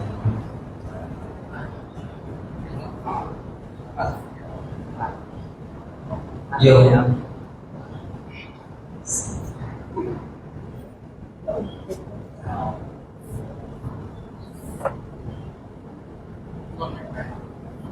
นี่จะมีท่านอาจารย์บางกระโดดแล้วก็พระประสิทธิ์เป็นต้นแบบให้กับเราสาระสำคัญก็คือเน้นสติของเราเป็นหลัก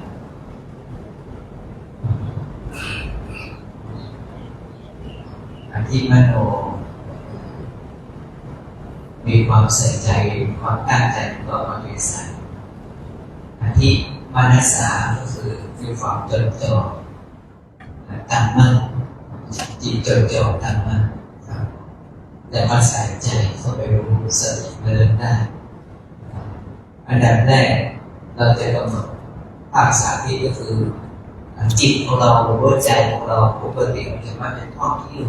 ไปคิดเรื่องราวถึงอดีตอนาคตเรื่องราวหน้าที่การงานต่างๆภารกิจที่เรามีความรับผิดชอบนะครับ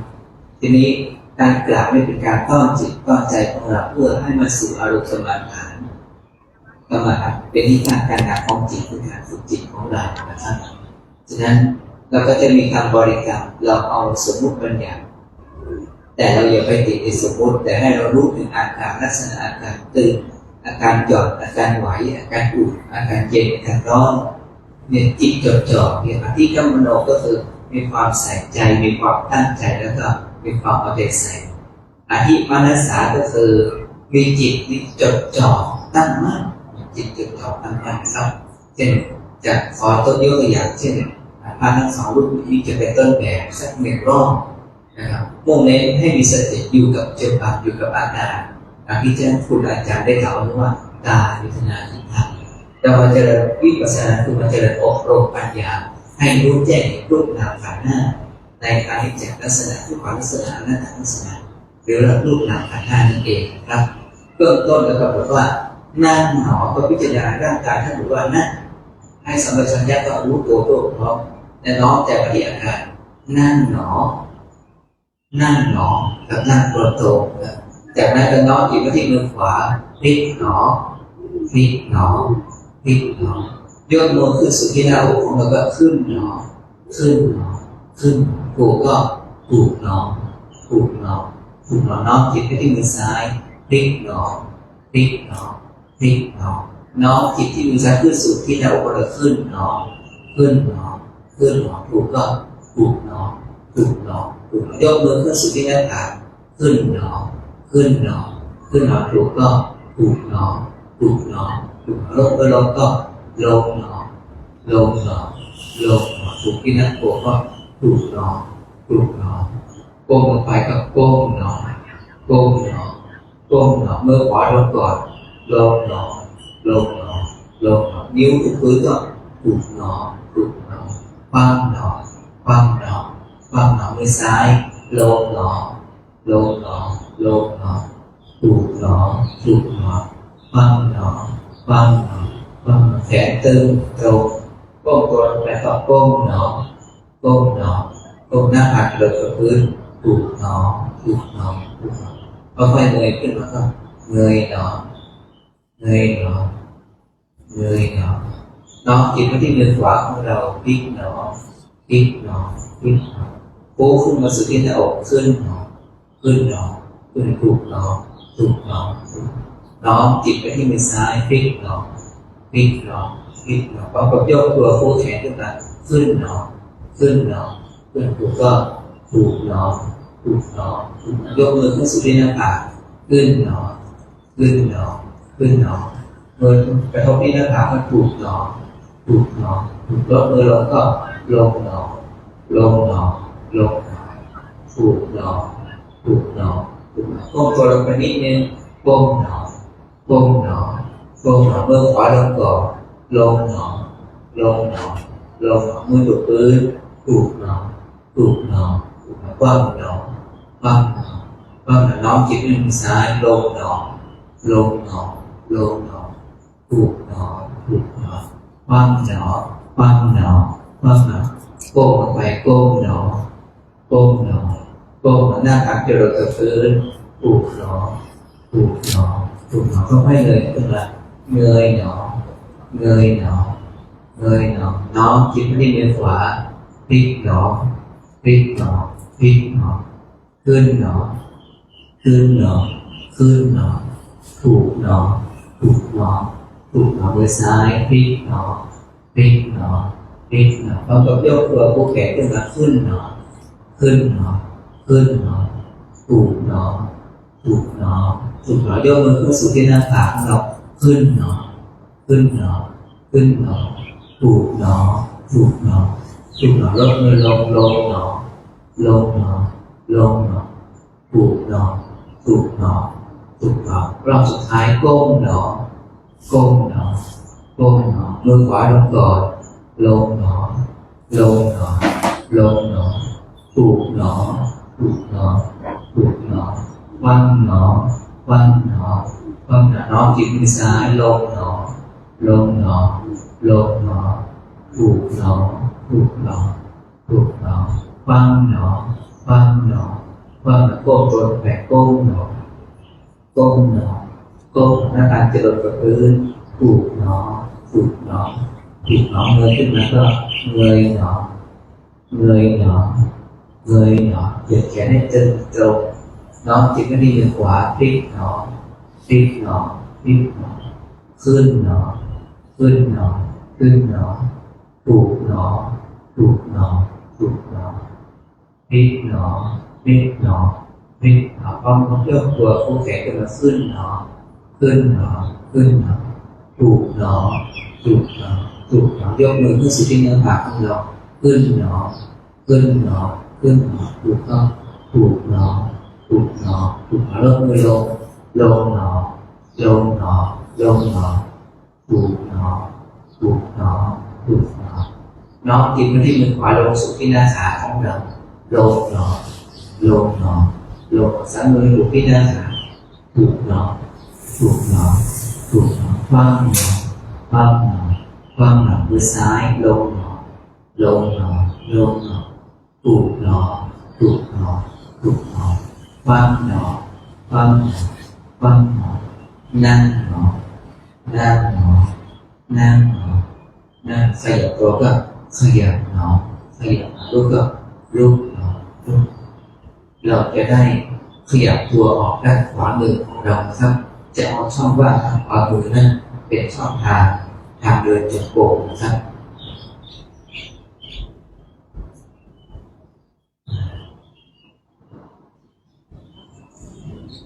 นิมนต์อาจารย์เขาเรียกขอได้สักหน่อยเปลี่ยนมาเป็นขนาดเดี๋ยวกินออกไม่ต้องเก็บเอาที่เดิมออกไม่ต้องเก็บเอาที่เดิมเอาไว้ตรงที่เดิมเอาไว้เปลี่ยนมาตรงออกด้านขวามือของเราเดี๋ยวกินถอยหลังไปอีกเดี๋ยวกินถอยหลังบอกไม่ต้องเก็บนะถอยปิดนายกเราจะได้มีระยะทางเดินนิดหน่อยนะครับ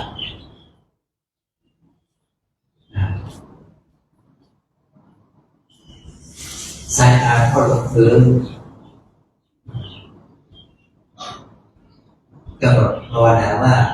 ยืนหนอยืนหนอนิมนต์ท่านพ่อพระครูปรีชา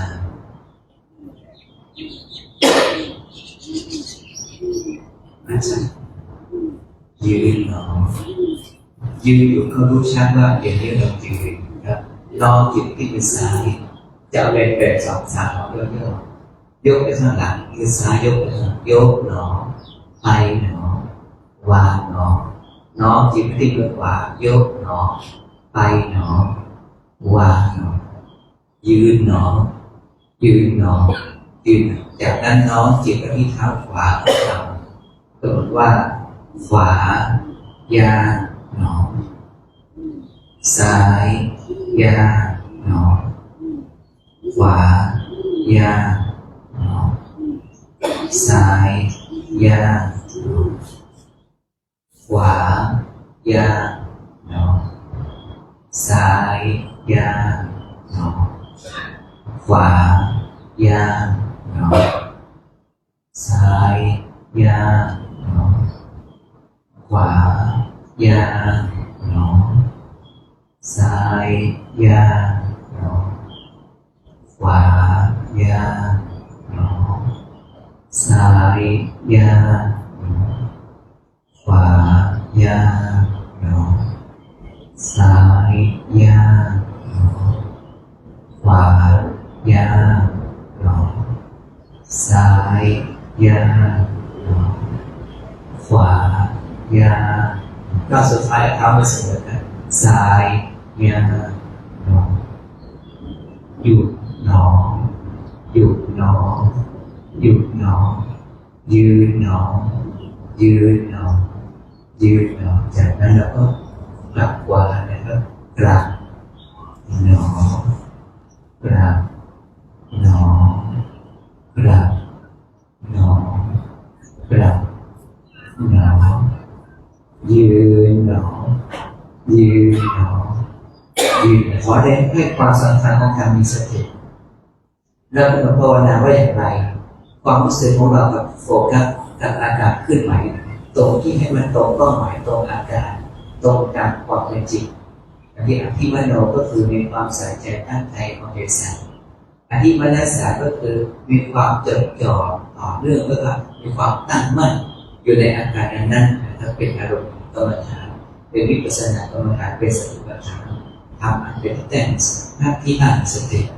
ทำที่ตัวรู้ยืนหนอไม่ใช่เดินนึกถึงร่างกายรู้ตัวรู้พร้อมสัมปชัญญะยืนหนอรู้ตัวรู้พร้อมในกายนี้ยืนหนอยืนหนอจากนั้นน้อมจิตที่ข้างขวาของเราสังเกตร่างกายโฟกัสที่เท้าเป็นหลักขวายาหนอซ้ายยาหนอขวายาหนอซ้ายยา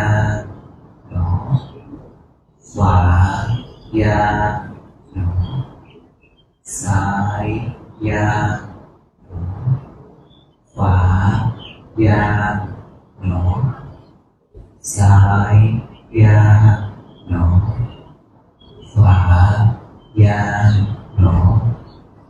ซ้ายยาวหนอขวายาวหนอซ้ายยาวหนอก้าวสุดท้ายเราทำมาเสมอครับขวายาวหนอหยุดหนอหยุดหนอหยุดหนอยืนหนอยืนหนอยืนหนอกราบหนอกราบหนอกราบหนอกราบหนอยืนหนอยืนหนอยืนหนอขวายาวหนอซ้ายยาวหนอขวายาวหนอซ้ายยาวหนอขวายาวหนอซ้ายยาวหนอขวายาวหนอซ้ายยาวหนอขวายาวหนอซ้ายยาวหนอขวายาวหนอซ้ายยาวหนอขวายาวหนอซ้ายยาวหนอก้าวสุดท้ายขวายาวหนอหยุดหนอหยุดหนอหยุดหนอยืนหนอยืนหนอยืนหนอกราบหนอกราบหนอกราบหนอกราบหนอยืนหนอยืนหนอยืนหนอน้อมจิตไปที่เท้าของเราให้บริกรรมในใจว่าขวายาวหนอซ้ายยาวหนอขวายาวหนอซ้ายยาวหนอขวายาวหนอซ้ายยาวหนอขวายาวหนอซ้ายยาวหนอขวายาวหนอซ้ายยาวหนอขวายาวหนอซ้ายยาวหนอขวายาวหนอก้าวสุดท้ายซ้ายยาวหนอหยุดหนอหยุดหนอยืนหนอยืนหนอยืนหนอกราบหนอกราบหนอกราบหนอกราบหนอยืนหนอยืนหนอการรักษาระดับเวลาการกำหนดจังหวะก็ประมาณนี้ต่อไปนี้จะงดการใช้เสียงให้เราเกิดด้วยตัวของเราเองสาระสำคัญก็คือดังที่กล่าวเอาไว้ว่าอธิมโนก็คือมีความใส่ใจตั้งใจเอาใจใส่อธิมนัสสะก็คือมีความจดจ่อมีความตั้งมั่นฉะนั้นคำบริกรรมภาวนาป้องกันไม่ให้ใจเราไปคิดถึงเรื่องราวต่างๆให้มีสติพิจารณากายในกายแล้วเราก็จะเห็นเวทนาของเราพอเราตั้งใจเดินด้วยตัวของเองในห้องการใช้เสียงยืนหนอยืนหนอยืนหนอขวายาวหนอของเราเองนะครับ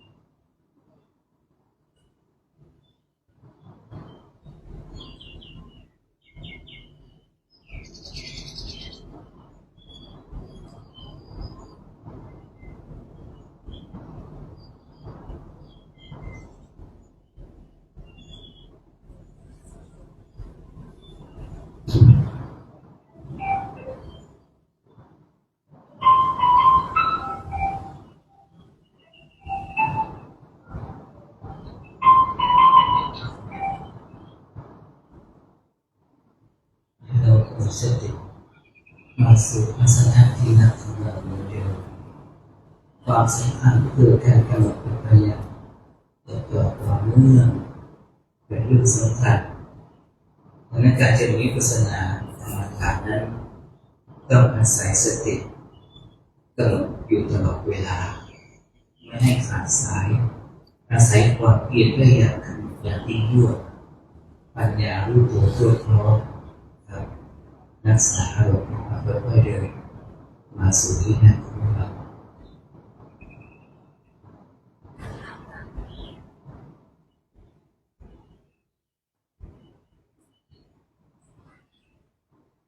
เมื่อเรามายืนสู่อาสนะที่นั่งของเราแล้วก็ขึ้นยืนบนอาสนะของเราจากนั้นกำหนดว่ายืนหนอเป็นสเต็ปเพื่อให้ความวิริยะกับความเพียรกำหนดอย่างต่อเนื่องแล้วก็ค่อยๆเก็บมือมาทีละข้างยกหนอมาหนอวางหนอวางที่ข้างตัวของเรามือซ้ายยกหนอมาหนอวางยืนหนอยืนหนอยืนหนอวิธีการนั่งแนวทางการปฏิบัติเราจะยกเท้าซ้ายไปข้างหลังนะครับยกเท้าซ้ายไปด้านหลังยกหนอไปวางหนอแล้วก็ค่อยๆย่อตัวก็ลงหนอลงอันนี้ก็วิธีฝึกย่อยส่วนย่อยลงพอเขาปุ๊บก็ถูกหนอแล้วก็ยกเท้าขวาไปข้างหลังยกหนอไปหนอแล้วก็ทำหัวเข่าทั้งสองข้างนั้นห่างออกจากการเป็นสองเพื่อเราจะได้นั่งขัดสมาธิแล้วก็ยกเท้าซ้ายมาวางพับไว้พาดไว้ที่ขาพับขวานะครับแล้วก็ขยับเท้าขวามาข้างหน้าแล้วก็ค่อยๆหย่อนสะโพกหย่อนก้นลงไปแล้วก็ดีดเท้าขวามาข้างหน้านะครับเราจะได้นั่งแบบที่หนึ่งพอดีคือขาเรียงกันนะครับแบบที่สองเอาขาขวาเท้าขวาเนี่ยมาวางทับที่ขาซ้ายไม่ขาซ้อนกันแบบที่สามเรียกขาสมาธิเพชรมาไฟกันการนั่งมีสามแบบโดยเกณฑ์มาตรฐานนะครับแต่ว่าใครคิดว่านั่งแบบไหนที่เราคิดว่ามีความมั่นใจว่าเราจะนั่งได้นานที่สุดก็ออกท่าที่เราสะดวกครับสำหรับโยคีที่ไม่สามารถนั่งพื้นได้ก็นั่งเก้าอี้นะครับทีนี้มือซ้ายวางไว้ที่หัวเข่าซ้ายลักษณะมือคว่ำมือขวาวางไว้ที่หัวเข่าด้านขวาลักษณะมือคว่ำเช่นกันฉะนั้นก็เป็นการสำรวมกายและจิตของเรา มือทั้ง5 นิ้วให้แนบสนิทกันอย่าให้มันแตกออกจากกันแต่มันพลั้งเผลอไปก็ไม่เป็นไรแต่ให้เราสำรวมกายวาจาจิตของเราให้อยู่ภายในอารมณ์ของกายานุปัสสนาสติปัฏฐานให้มีสติพิจารณากายในกายอยู่เนืองๆอันดับแรกเมื่อเรานั่งเพียงพอแล้วเรากำหนดภาวนาจิตจะภาวนาว่านั่งหนอขณะนั่งหนอเป็นการสำรวจตรวจสอบสุขภาพกายของเราทั้งหมดคือสแกนร่างกายของเราทั้งหมดแล้วก็รู้ตัวทั่วพร้อมเป็นชีพของสัมปชัญญะรู้ตัวทั่วพร้อมนั่งหนอนั่งหนอนะจากนั้นก็น้อมจิตไปที่มือซ้ายไม่ต้องยกขึ้นมากยกประมาณสัก1 ฝ่ามือของเราเอาใจไว้ที่มือซ้ายยกหนอยกหนอมันมายกขึ้นข้างฝ่ามือแล้วก็คู้มาที่หน้าตักเราก็มาหนอมาหนอถึงที่หน้าตักก็พลิกหนอพลิกหนอพลิกลงก็ลงหนอลงวางก็วางหนอน้อมจิตไปที่มือขวาน้อมสติกำหนดว่ายกหนอยกหนอยกหนอแล้วก็มาที่มือซ้ายมาหนอมาหนอมาถึงที่มืออุ้งมือซ้ายก็พลิกหนอพลิกหนอพอลดลงก็ลงหนอลงหนอถูกหนอถ้าอุ้งมือของเรากระทบกับหลังมือรู้สึกว่าหลังมือของอุ่นก็บอกว่าอุ่นหนออุ่นหนอหมายความว่าการเจริญวิปัสสนาเป็นการรู้ตัวทั่วพร้อมแล้วกำหนดตามอาการต่างๆตามความเป็นจริงของเราที่เรามีสติแน่นอยู่ในอารมณ์นั้นๆจิตของเราแน่นอยู่ในอารมณ์นั้นให้เรากำหนดตามแบบนั้นเป็นลักษณะเช่นกายานุปัสสนาสติปัฏฐานอันมีสติพิจารณากายในกายอยู่เนื่องๆว่านั่งหนอก็หมายความว่าอย่างที่เราศึกษาเขาว่าอุชุกายุปนิทายะแต่ว่าตั้งกายให้ตรงดำรงสติให้มั่นฉะนั้นเราเจริญอานาปานสติเราฝึกหายใจเข้าลึกๆด้วยสติของเราแล้วผ่อนลมหายใจออกอย่างช้าๆประคับประคองลมหายใจเข้าและลมหายใจออกอย่างมีสติให้ครบถ้วนสมบูรณ์แล้วกำหนดหายใจเข้าลึกๆสังเกตอาการท้องออกเมื่อเราหายใจออกก็สังเกตอาการท้องอยู่สังเกตอาการท้องออกสังเกตอาการท้องอยู่โดยปกติแล้วหายใจเข้าท้องจะออกหายใจออกท้องจะอยู่ให้กำหนดลักษณะของอาการตึงอาการไหวอาการต่างๆที่เกิดขึ้นอาศัยสติกำหนดจดจ่ออยู่อานาสติท้องยุบเมื่อกำหนดอาการท้องยุบแล้วเราจะมีความรู้อีกชนิดหนึ่งก็คือเห็นทุกขลักษณะคือความเจ็บความปวดทุกขานุปัสสนาก็คือเห็นความทุกข์หรือหนึ่งก็ปวดหนอทิ้งบอกทิ้งยุบไปกำหนดสติบริกรรมแต่ว่ายังไปติดคำบริกรรมแต่ถ้าเรารู้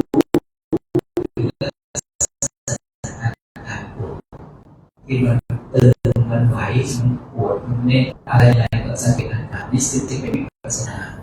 เรียกเป็นวิปัสสนาของความเป็นที่เป็นวิปัสสนาของความเป็นรูปที่เป็นวิปัสสนาของความจิตเราไม่สามารถควบคุมและรู้ได้แต่เราต้องผ่านการควบคุม ตอนนี้อาจารย์นั่งสมาธิ อาการสังเกตของยุบถ้าความเจ็บไปขึ้นก็ไปที่อาการเจ็บถ้าความคิดเกิดขึ้นก็คนที่ความคิดถ้าความง่วงเกิดขึ้นก็ไปถึงที่อาการง่วงไม่จะเป็นกับไม่จะแต่ให้เราศึกษาเรียนรู้เข้าใจในสถานที่เกิดขึ้นแต่ผู้ปฏิบัตินี้เป็นคนแต่บนการใช้สิ่งนี้เป็นการ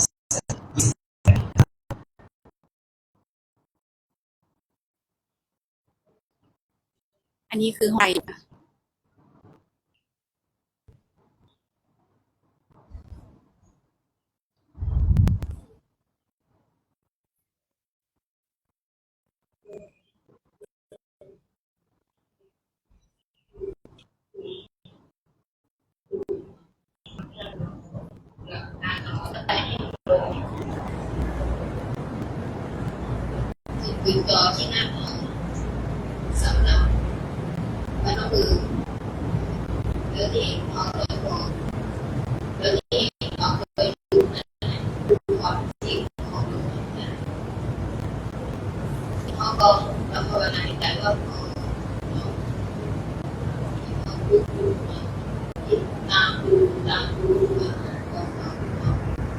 เ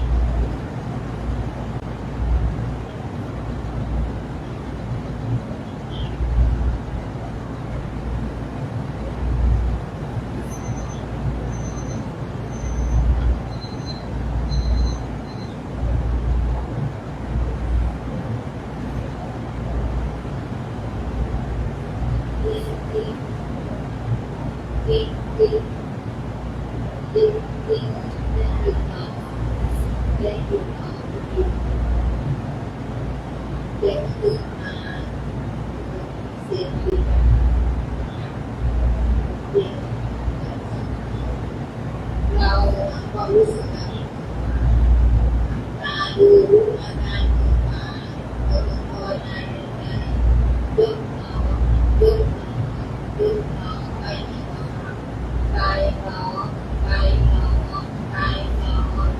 ว่าดูว่าเราว่าเราว่าเราดวงนี้ดวงเราดวงเราดวงเราว่าเราดวงเราดูเราดูเราดูเราดูเรายกเรายกเรายกเราไปเราไปเราไปเราว่าเราว่าเราว่าเราดวงเราดวงเราดวงเราดูเราดูเราดูเราดูเราดูเราเห็นเราเห็นเราดูตัวนั่งสมาธิเป็นบาลังก์ต่อไปเราฝึกการดูตัวนั่งสมาธิในบาลังก์ที่สองเราอยากมาอยากนอนเราถูกมาดูดูถูกมาก่อนไปนั่งอาสาแล้วอยากดูเขาดูเขาดูนอนเดินสอน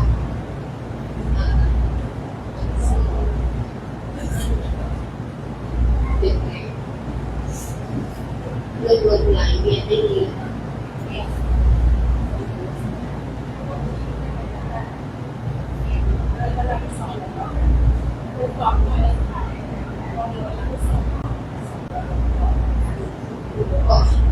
ที่เราทำให้ทุกการดูทำไปที่เราดูเราทำงานตรงนี้งานของเราเป็นไงเกิดเป็นโมรอบที่หนึ่งเป็นไงบ้างเรื่องลมไหลเวียนได้ดีเนาะเหงื่อไหลเลยอยากใส่มาที่ดีหน่อยเจ็บเราจะดันเหงื่อออกเองเราเดินตัวเราจะดันเหงื่อออกเราไม่เหนื่อยขึ้นข้างในเราจะถ่ายเทออกด้วยเหงื่อให้เรายืนนอนยืนนอนยืนนอนแล้วเก็บมือสติโดยที่เราไม่นั่งไปที่มือซ้ายที่มือขวาไปมือคอยมือร้อนมือเดียวไปตึงเย็นยกมือซ้ายออกมาเลยยกยกยก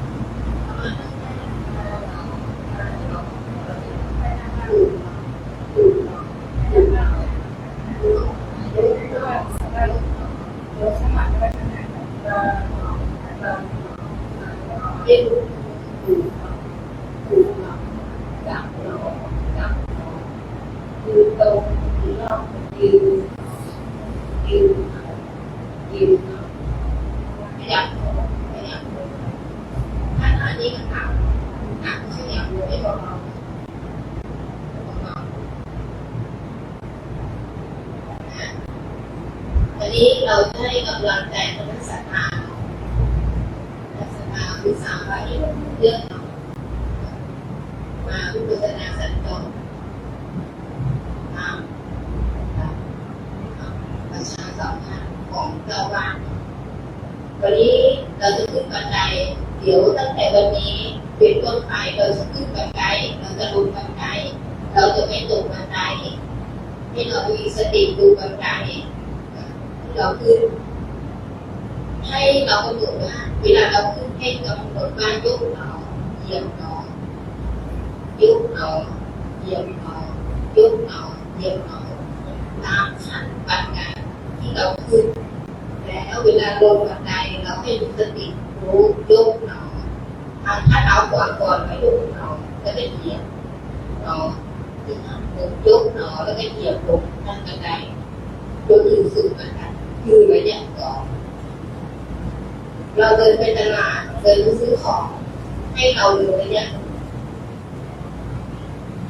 เดินไปตลาดไม่ต้องตื่นเอาหรือไม่ทันเพื่อนไปทำงานไม่ต้องใส่หนองอะไรไม่ทันเพื่อนไม่ทันเวลาทำงานเวลาตอบกับ8 โมงเราไป8 โมงครึ่งเพราะเรากว่าแย่งออกใส่แย่งออกเราไม่ได้เราต้องทานอีกการกว่าสายน้องกว่าน้องไม่มียากกว่าน้องสายน้องกว่าน้องสายน้องหรือกว่าสายกว่าสายกว่าที่คุณจอที่เท้าเวลาเดินอย่าลืมฝึกเอานำไปเราจะได้ประมาณเดือนติดไม่มีสติต่อไปรู้สึกตัวพวกของนะคะเราจะเดินระยะ2นะหลังจากที่เกิดได้นะคะเดินทางก็รู้คือวางรู้คือความรู้สึกไว้ที่เท้าแล้วจะยกเท้าขึ้นมา ขออนุญาตนะคะยาย ยกเท้าแล้วก็สูดเท้าไปแต่ก้าวเท้ายาวก็ไม่เหยียบหรอกยกเท้าเหยียบเท้าไปเรื่อยๆเท้านิ้วเท้าเริ่มยกเท้าเหยียบยกเท้าเหยียบเท้ายกเท้าเหยียบเท้ายกเหยียบเท้ายกเท้าเหยียบเท้ายกเท้าเหยียบยกเท้าเหยียบเท้ายกเท้าเหยียบเท้าก้าวสุดท้ายยืนตรงยกเท้าเหยียบเท้ายืนเท้าเดินยืนเท้ายืนเท้าเพื่อการยืนเท้ายืนเท้ายืนเท้ากลับเดินกลับกลับเท้ากลับเท้ากลับเท้ายืนยืนเท้ายืนเท้ายกเท้าเหยียบเท้ายกเท้าเหยียบเท้าออกเสียงกันนะออกเสียงก่อนจะได้จับยกเท้าเหยียบเท้าเดี๋ยวแม่อย่างนี้ก็จะปิดช่วยหน่อยไม่ออกนะ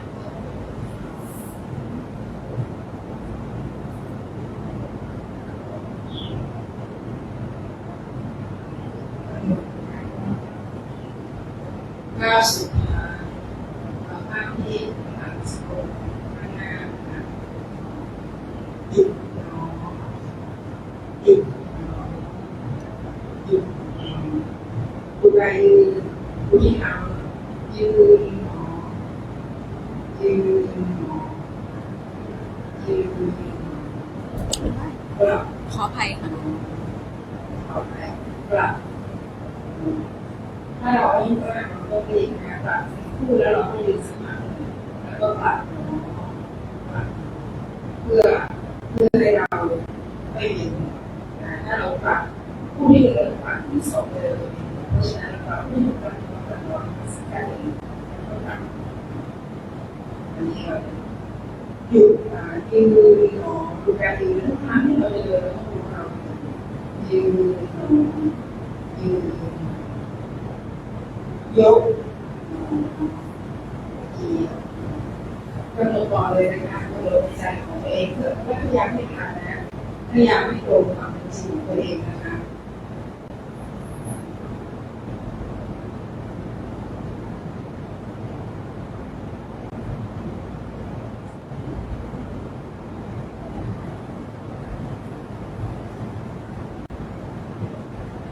ก้าวสุดท้าย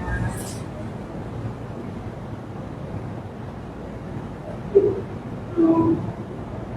หยุดหนอหยุดหนอยืนหนอยืนหนอยืนหนอกลับหนอกลับหนอเอาสักนิดหนึ่งกลับหนอ หลับนอนยืนนอนดูใจยืนตัวเองก่อนนะคะผ่านความเจริญดูใจยืนเท้ายืนนอนยืนนอนยกนอนเหยียดนอนบริกรรมความสะอาด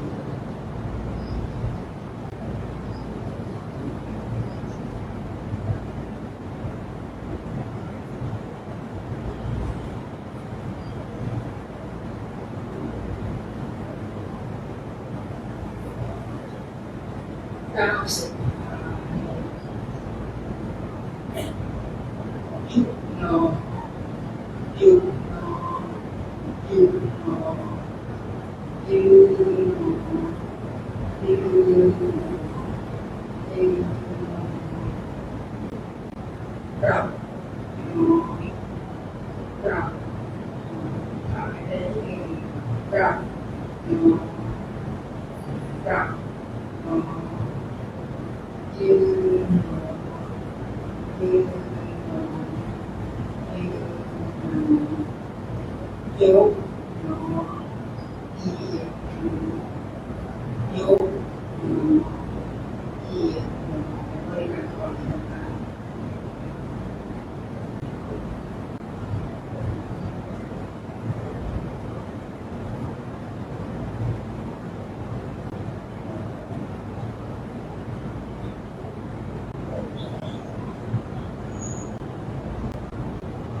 ก้าวสุดท้าย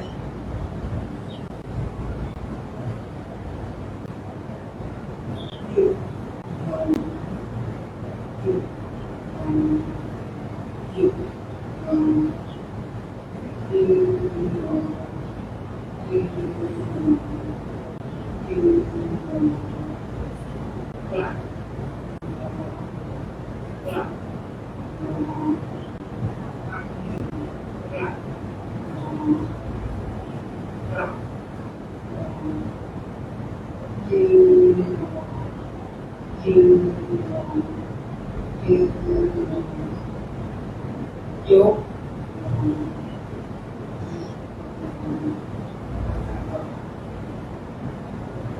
ยกได้ยาว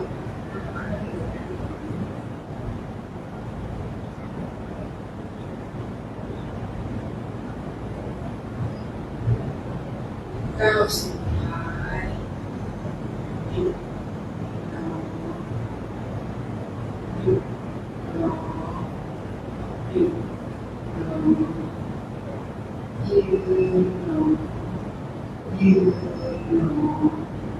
ยืนนอนกลับนอน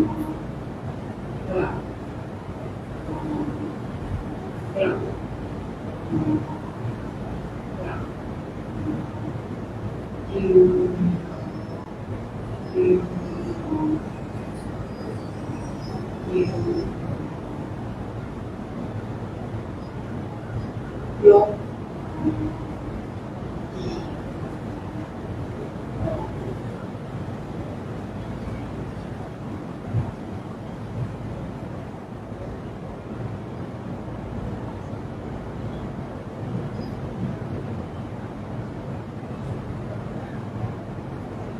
ก้าวสุดท้าย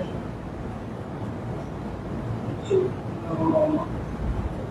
หยุดนอนหยุดนอนยืนนอนยืนนอนยืนนอนกลับนอนกลับนอนกลับนอนกลับยืนยืนยืนยืนยกเหยียด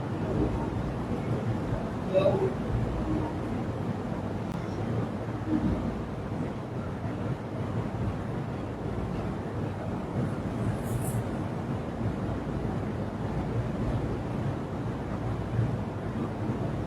ก้าวสุดท้าย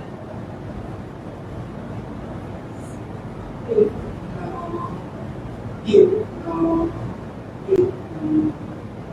ยืน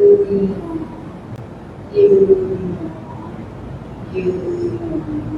เราจะยืน1 นาทีให้กำหนดยืนนะเวลากำหนดยืนเราต้องกำหนดทีแล้วก็ยืนขอไปดูอาการยืนเราก็แต่หัวเท้านะคะหรือว่าดูที่เท้าแล้วก็เรายืนให้กำหนด1 นาทีนะคะ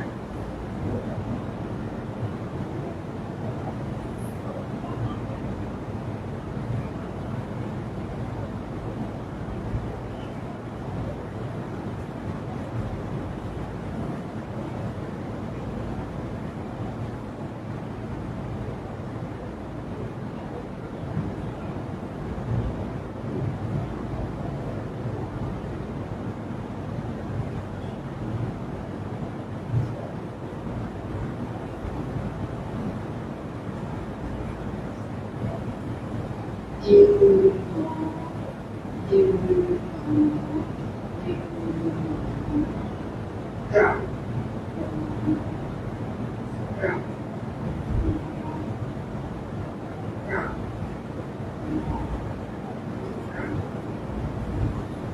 ตอนนี้เราหมดเวลานะคะเดี๋ยวเราจะไหว้พระเสร็จแล้วเราจะขึ้นไปนั่งสมาธิรวมกันที่บนพระวิหารตอนนี้เราจะนั่งลงก่อนเพื่อที่เราจะเคารพสถานที่นะไหว้พระก่อนนะคะอะไรตรงนั้นนั่งลงก่อนขยับน้องขยับน้องขยับน้องนะคะ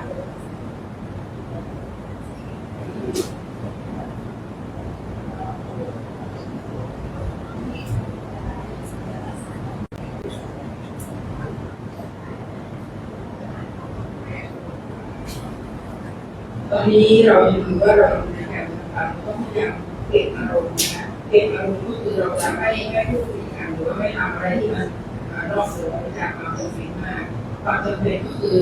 ถ้าเราไปเข้าน้ำนี่ถือว่าเป็นความจำเป็นถ้าเราหิวน้ำถือว่าเป็นความจำเป็นถ้าเราอยากกินเนื้อล้วนมันอร่อยนี้ไม่จำเป็นนะคะเราจะไม่ทำเราจะทำแต่สิ่งที่จำเป็นตรงนั้นได้ตอนนี้เพราะว่าเราอยู่ในการปฏิบัตินะตอนนี้เราจะไหว้พระเพื่อที่เราจะได้ขึ้นไปลงวิหารนะคะอะระหังสัมมาสัมพุทโธภะคะวาพุทธังภะคะวันตังอะภิวาเทมิสวากขาโตภะคะวะตาธัมโมธัมมังนัมสสามิสุปฏิปันโนภะคะวะโตสาวกสังโฆสังฆังนะมามิ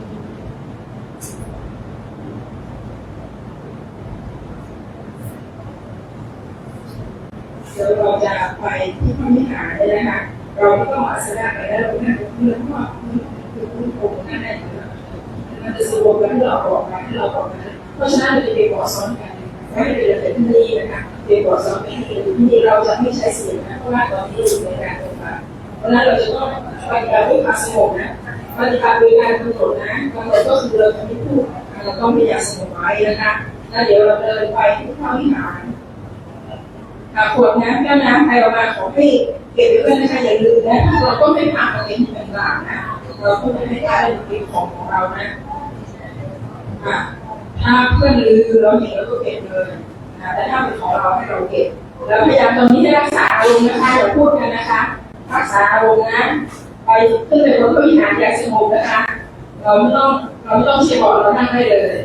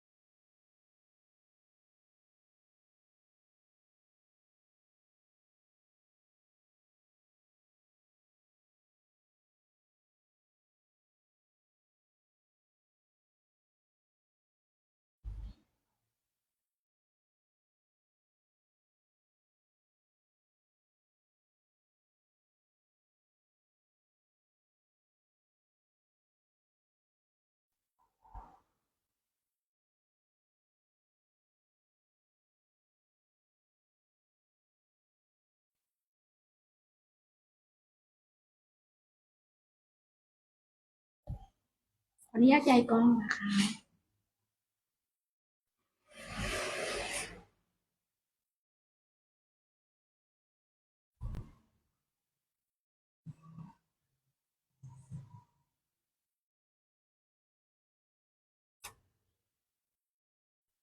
ไม่นิดเอาโทรศัพท์ไปแล้วใช่ไหมเอาโทรศัพท์ไปแล้วใช่ไหมกูบ้านนั่นนะคะถ่ายบ้านเตาไม่กูว่าหมดเวลาตะกี้ตั้งเวลาพริบ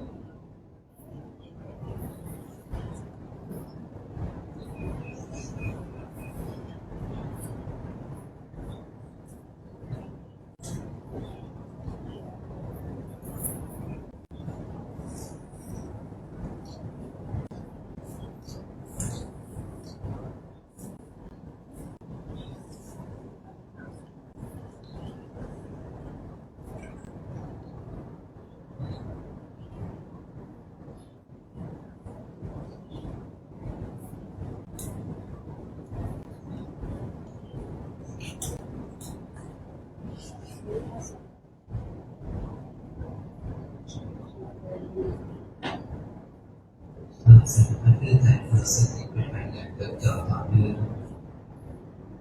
นิมนต์พระคณะสงฆ์เราค่อยๆเรียนรู้ช้าๆก็ไปตามสเต็ปตามขั้นตอนมาสู่อาสนะสงฆ์ที่นักขบวนของเราครับ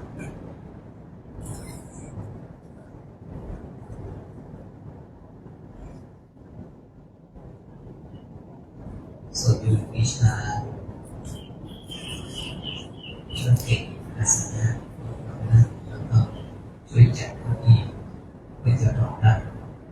ญาติโยมที่ก็จะมานั่งสำหรับสวจะหยิบจะจับจะตัด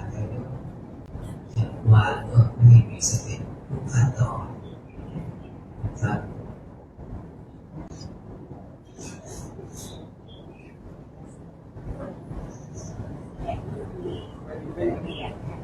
นั่งสมาธิก่อน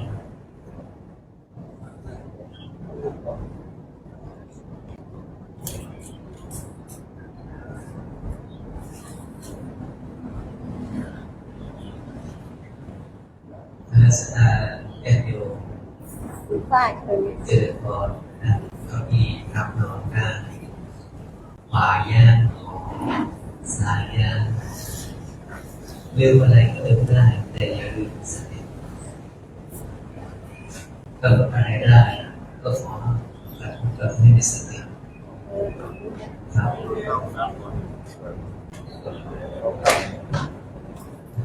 มาที่ก่อนเพื่อนั่งตัวนะรอสักครู่ครับกับด้านรอนะนั่ง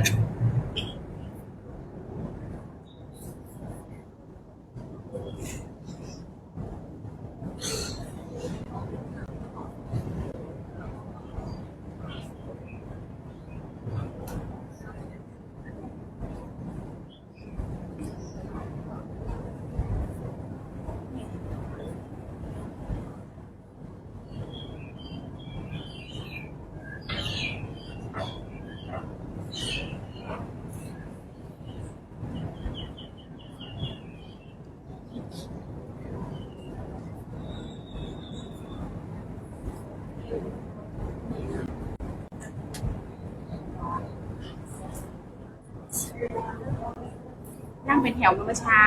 นั่งเป็นแถวเมื่อเช้าแบ่งทางให้ทางเดินนั่งสองฝั่งละ3 คนเนี่ยพี่ชิบของไปได้หนึ่งแบ่งทางให้ทางเดินนะแบ่งทางให้ทางเดินนั่งฝั่งละ3บริการเข้ามาข้างหน้าเลยตั้งแถวข้างหน้าไม่ต้องไปรอใครมาเข้ามาเรามาตัวแรกเราไปตั้งแถว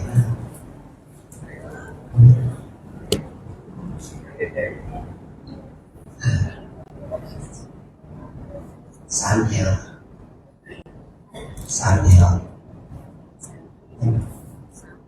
ให้ได้3 แถวอยู่ที่ผู้ชายเลย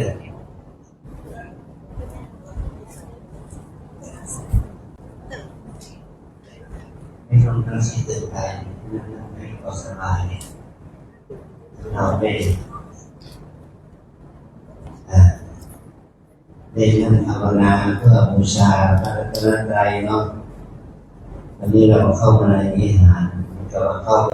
มาถึงพระกันธกุฎีของพระพุทธเจ้าเราจะได้ปฏิบัติบูชาสักครู่หนึ่งนะเมื่อเราได้ปฏิบัติบูชาแล้วเราจะได้แผ่บุญแผ่กุศลไปด้วยกันนี่เราที่จะนั่งไอ้โยมก็นั่งอยู่เก้าอี้ก็นั่งไว้แล้วก็นั่งข้างได้ก็นั่งข้างได้นี่เราได้เข้ามาสู่พุทธวาทนี่เป็นพระนักดีของพระสัมมาสัมพุทธเจ้าเราให้เราน้อมถึงกายของเรานี้ที่มีอาการ32 อาการของคนเรียกว่าเนื้อนี้อยู่ในกิริยาที่นั่งขัดสมาธินั่งภาวนา ให้เราน้อมถึงพระรัตนตรัยน้อมถึงพระพุทธรูปบูชาให้ท่านเข้ามาปฏิฐานในบนเศษข้าวของเรานะเหมือนกับว่าเรามีพระพุทธบูชาเราเคารพนับถือพระองค์นั้นปฏิฐานมีบนเศษข้าวของเราว่าเรานี่กำลังนั่งอยู่เพื่อเราเป็นฐานรองรับพระพุทธปฏิมาไม่อย่างนั้นเราก็นึกถึงคุณครูบาอาจารย์พ่อหลวงปู่องค์ไหนขณะที่เราเคารพเราฝึกเรื่องใสเหมือนกับว่าท่านมานั่งอยู่บนเศษข้าวของเราให้เรานั้นได้เคารพบูชาต่อครูบาอาจารย์เหล่านั้นให้กำลังสติกำลังสมาธิกำลังความเพียรนั้นที่เกิดขึ้นในใจเราเนี่ยเป็นฐานรองรับองค์พระพุทธปฏิมาที่เราเคารพนับถือบูชามีหลวงพ่อพระประธานในวิหารนี้เป็นต้นนะกิจที่เราทำนี้เหมือนกับว่าเป็นให้เรานั้นเอาน้อมเอากายของเราเอาใจของเราเนี่ยเป็นฐานรองรับบูชาพระพุทธศาสนารองรับบูชาพระรัตนตรัยไปด้วยกันนะขอให้เราตั้งใจปฏิบัติตามสุขในแก่เวลาเพื่อจะได้ยินเสียงนาฬิกาปลุกให้เราจะได้ภาวนาด้วยกันนะ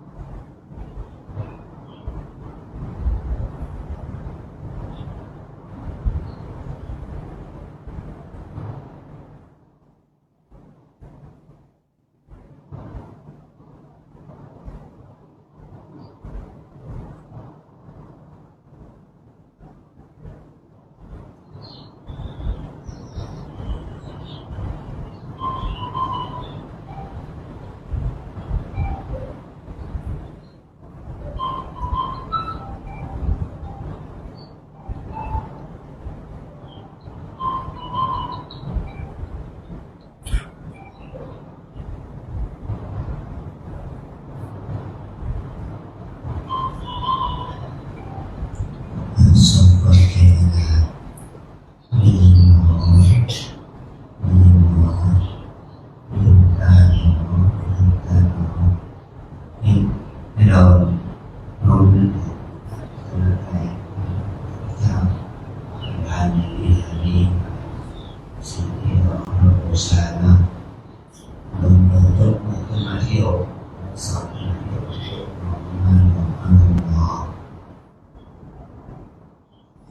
เราได้แห่งกุศลต่างๆอิทังโนบุญญาภาคังราชาทีนันเจวะอิสรานังมาดาปิโตอาทีนันจะปิยชนานังสัพพสัตตานังจะนิยาเทมะข้าพระพุทธเจ้าทั้งปวงขอแผ่บุญกุศลที่ข้าพเจ้าได้มาเป็นมาดีแล้วและอิสระชนคนเป็นใหญ่ทั้งหลายมีองค์พระมหากษัตริย์ซึ่งเป็นพระประมุขของชาติทั้งพระบรมโอษานุวงศ์ทุกพระองค์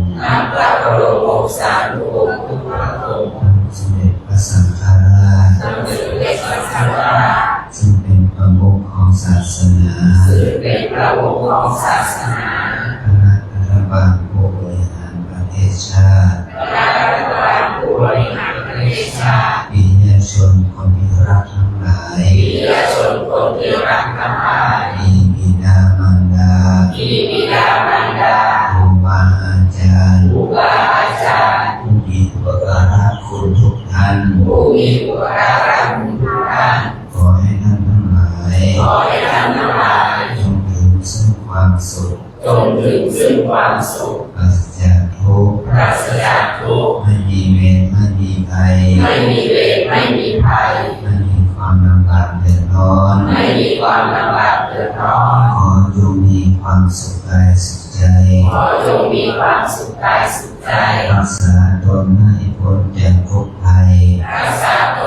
พ้นจากทุกภัย ด้วยกันทั้งหมดทั้งสิ้นเถิด ด้วยกันทั้งหมดทั้งสิ้นเถิด ข้าพเจ้าขอตั้งสัจจะอธิษฐาน ข้าพเจ้าขอตั้งสัจจะอธิษฐาน ด้วยอนุภาพแห่งบุญกุศล ด้วยอนุภาพแห่งบุญกุศล ที่ข้าพเจ้าได้บำเพ็ญมาดีแล้ว ที่ข้าพเจ้าได้บำเพ็ญมาดีแล้ว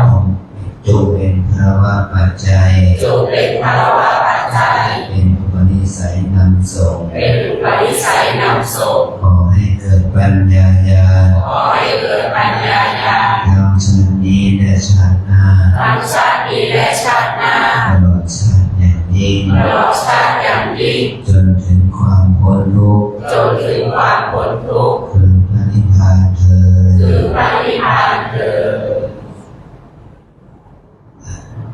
กุศลใหญ่ทั้งเมืองเราอิทังนา กัมมังนิพพานาปัจจโยโหตุโนนิจจัง อิทัง สีรากัมมังนิพพานาปัจจโยโหตุโนนิจจังลิทังภาวนากัมมังนิพพานาปัจจโยโหตุโนนิจจังยังกิจจิตกุศลังกันตังพังกัมมังสัพเพหิอัมเหหิทาตังปุญญังโลอนุโมทันตุสุนันตุโพโตเยเอวาสามิจจาเน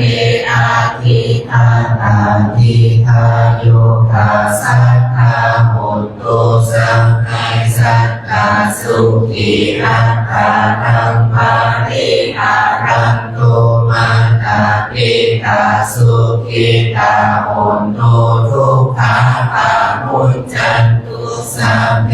ยานาคาสุขิตาโหนตุทุกขาปามุจจันตุสัพเพนาญานาคาสุขิตาโหนตุทุกขาปามุจจันตุสัพเพปิสาสัพเพยัคฆาสัพเพเปตาสุขิตาโหนตุทุกขาปามุจจันตุสัพเพนัคขังตาสุขิตาโหนตุทุกขาปามุจจันตุสัพเพเอวาสุขิตาโหนตุทุกขาปามุจจันตุสัพเพอัญจาริโยปัชฌายาสุขิตาโหนตุทุกขาปามุจจันตุสัพพสัมปติโยสามิชันตุโห พระเจ้าสัพพันตา มิมุตังสัพพะเมวะโตสัมมามาคาเมพันเตวันทามิธัมมังสัพพะเมวะโตสัมมามาคาเมพันเตวันทามิสัมพังสัพพะเมวะโตสัมมามาคาเมพันเตวันทามิคารุอุปัชฌา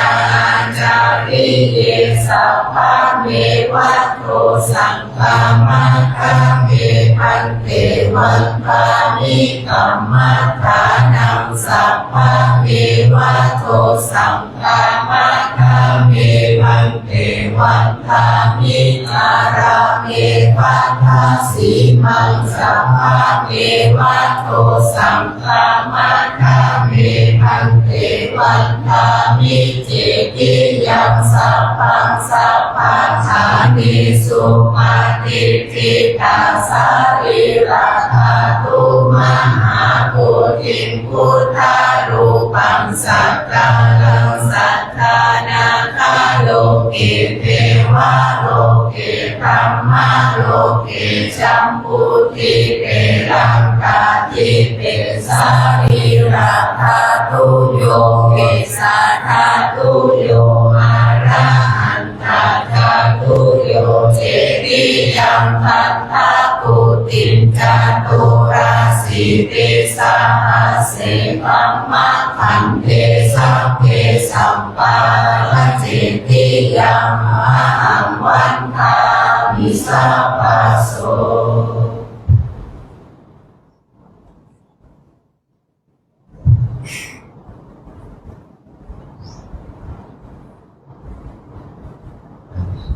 เป็นกาครูบาอาจารย์อรกุลนะ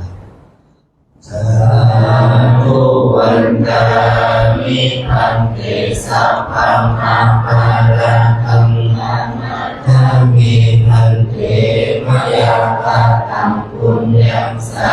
มินาอนุโมทิตังสามินาตังปุญญังเมหังทานะพังสาธุสาธุอนุโมทามิ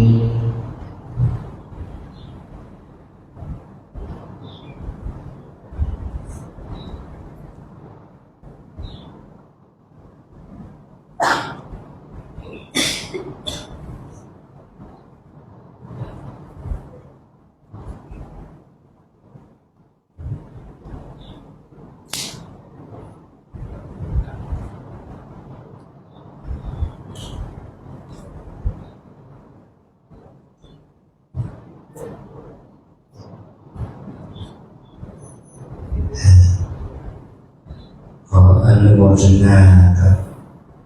ท่านพระครูวิชาท่านวิภากรพรกับคณะตำบลฟ้าห้ามวัดฟ้าห้ามท่านพระครูโกศลและเดียที่คุณ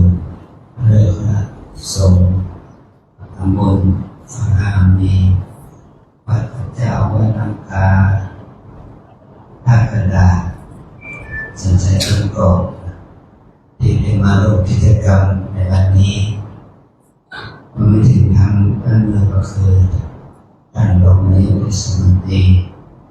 ตำบลฟ้าห้ามที่มาร่วมกิจกรรมก็เป็นคณะในชีวิตที่มาสู่วัดกาที่มาที่ปฏิบัติศาสนาสัญจรที่วัดสันทรายตรงกอบแห่งนี้ในปีนี้เราได้ทำการเฟิร์มโอกาสวิปัสสนาสัญจรมาครบตามตารางของเราปีนี้เป็นปีที่2เราเห็นคุณประโยชน์ที่มันวัดวาอารามต่างๆของเราประสบประสิทธิการเราถึงนักเรียนเยาวชนเข้ามาร่วมโครงการนี้เป็นมากๆหลายๆวัดหลายๆคณะได้มีความสุขก็ว่าชุมชนเป็นท้องถิ่นก็มีความสนใจในการทำกิจกรรมนี้ผมก็รู้สึกดีหรือว่าเราเป็นความดีบางสาวพุทธนั้นเห็นคุณค่าของพระรัตนตรัยเห็นคุณค่าของการบำเพ็ญทานรักษาศีลภาวนาแล้วก็จะได้เป็นพลังบุญสกุลสถานที่โยมนั้นได้ขอได้นำเอาไปปฏิบัติที่บ้านเนาะไปพักสมุนแล้วก็การสติปัฏฐานเรื่องของนั่งสมาธิหรือว่าทำเท่าที่จะทำได้5 นาที10 นาทีแต่เราจะได้บุญกุศลที่เราทำเอาตัวเราไปเรื่องบุญของเรานะเราทำบุญภาวนานี่เราทำที่ไหนก็ทำบุญที่ใจเรานี่แหละทำบุญที่กายที่ยุคของสดแต่ว่านาคือของเรานี่แหละพลังบุญนี้จะได้เป็นพลังความดีงามเอาพระรัตนตรัยเป็นสรณะเป็นที่พึ่งที่ระลึกก็จะทำให้ศาสนานั้นจะเดินขึ้นศาสนาคือคำสอนของพระพุทธเจ้าเนี่ยจะเดินขึ้นในใจของเรา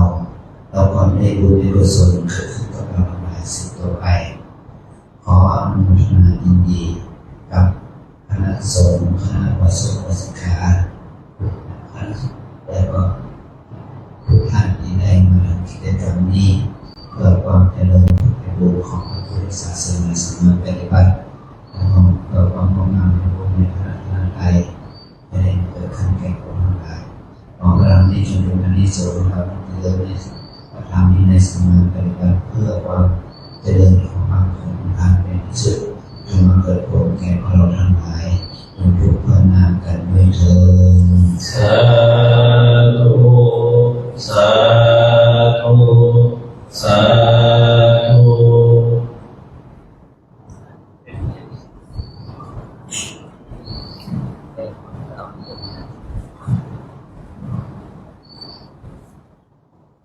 ในนามของหลวงพ่อพระครูปรีชานิพากร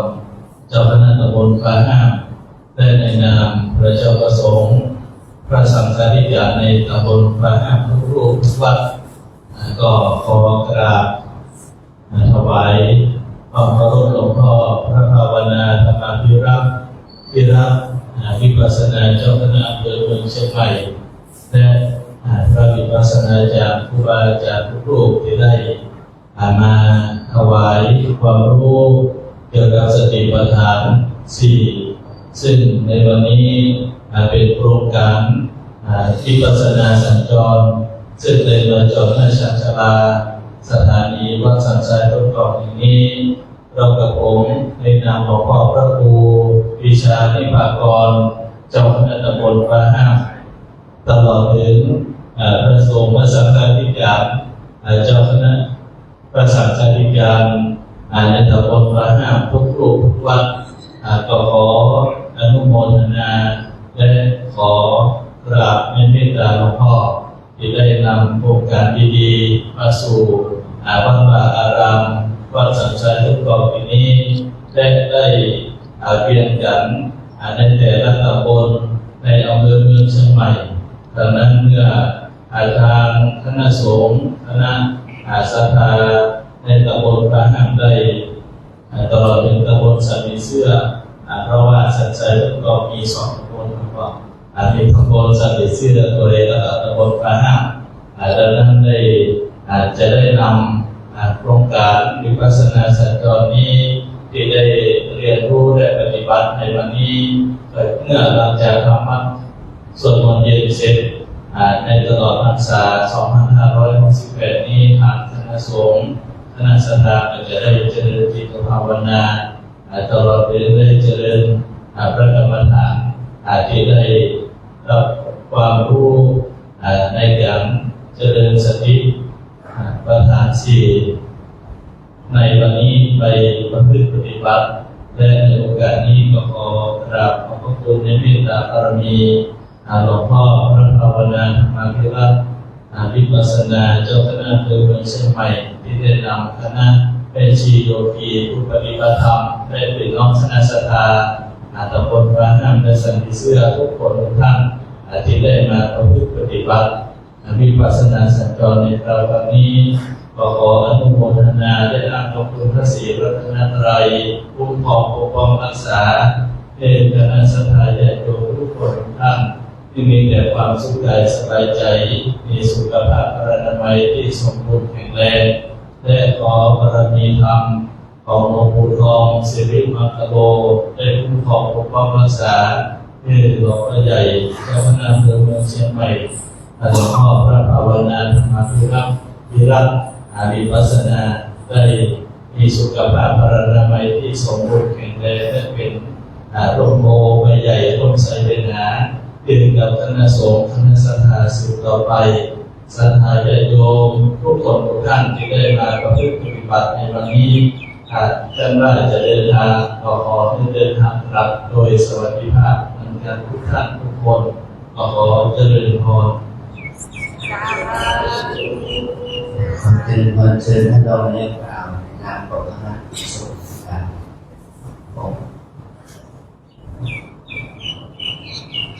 สักขอถวายความเคารพแด่พระคุณหลวงพ่อ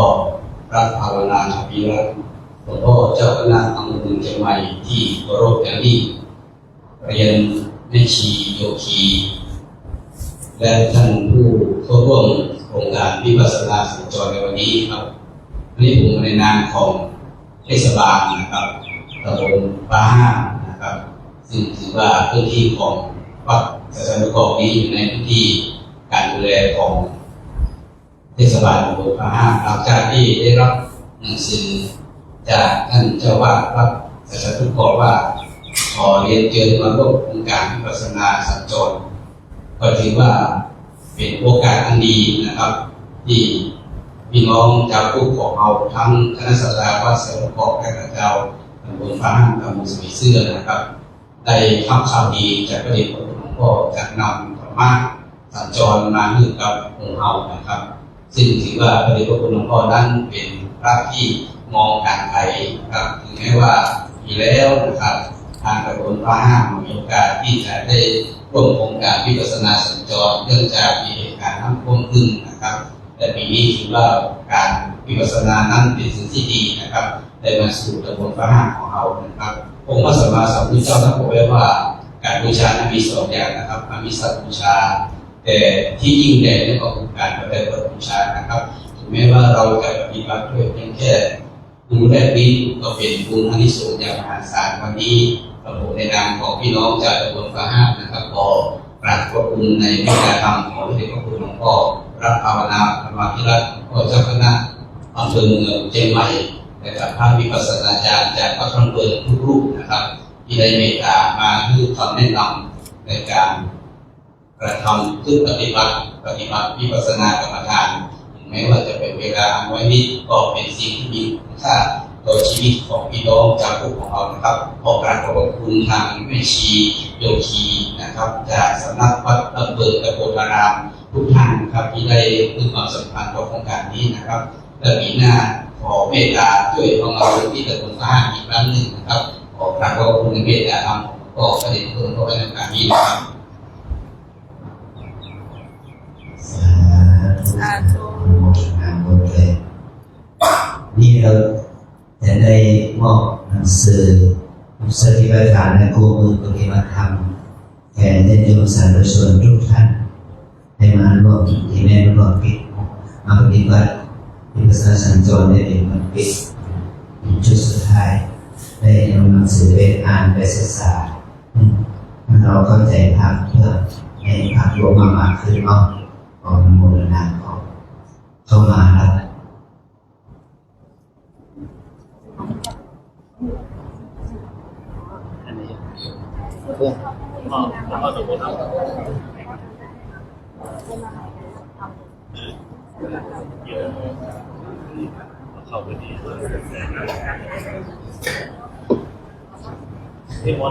นิมนต์ท่านเจ้าวาดทุกวัดนะครับวัดในเขตพื้นที่ตำบลฟ้าห้างของเรานี้จะมี4 วัดด้วยกันนะครับ5 วัดด้วยกันนะครับจะมีวัดฟ้าห้างนะครับวัดลำกาวัดกระจาวัดตากระดาและวัดสัสนุโกนะครับนิมนต์ครับท่านเจ้าวาดทุกวัดนะครับจากนั้นนะครับผู้มาร่วมปฏิบัติธรรมทุกท่านนะครับของคณะสัทธาวัดสัสนุโกนะครับท่านสมนะครับวันนอก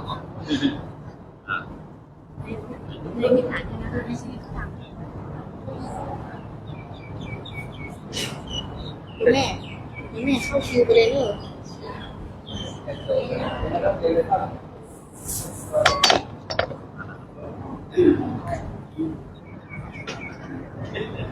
เป็นเจริญนะครับเข้ามารับ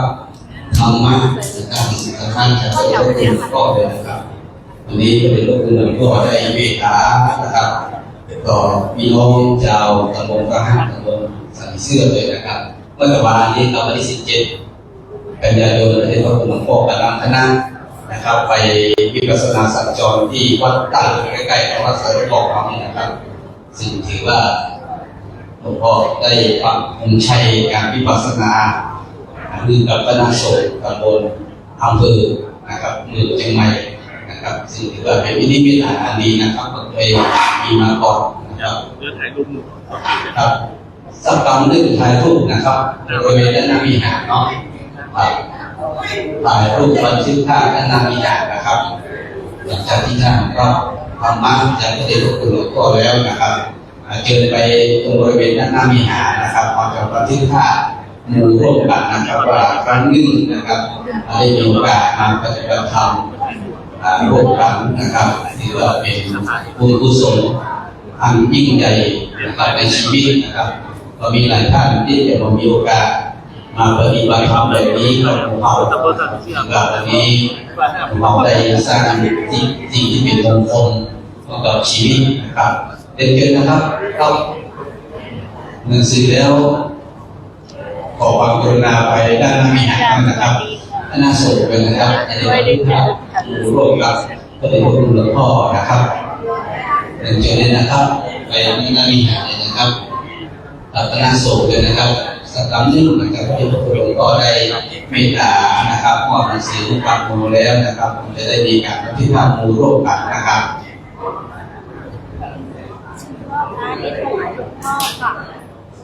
น้ำปานะด้านกีฬาน้ำเภสัชค่ะ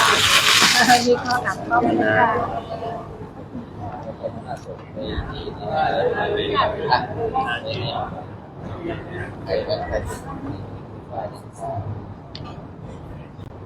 คณะสงฆ์ก็หลังจากที่ถ่ายภาพหน้าวิหารแล้วก็นิมนต์ไปในของไทยเนื่องกันเพื่อวันที่5โลกานะครับคณะสงฆ์ตำบลมหานะครับอาจารย์ที่ท่านได้บันทึกภาพหน้าวิหารนะครับเรียบร้อยแล้วนะครับจะได้บันทึกภาพเป็นบริเวณหน้าในหอไตรชั้นหนึ่งนะครับต่อไปเชิญครับจะไปหน้าวิหารเลยนะครับบันทึกภาพร่วมกันนะครับบกมือไม่ได้เหรอบุกแล้วให้มันถึงระบบกลับไม่ได้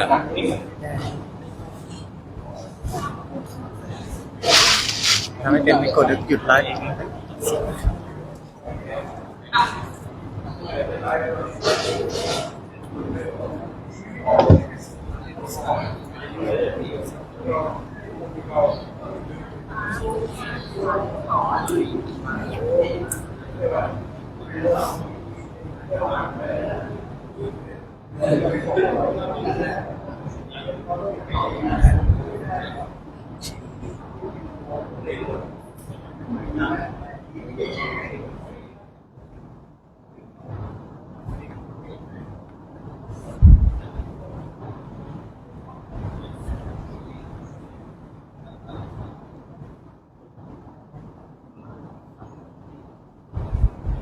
เช้าร่างกายไม่ได้พัฒนาทำเรื่องเอาไม้เอาเลย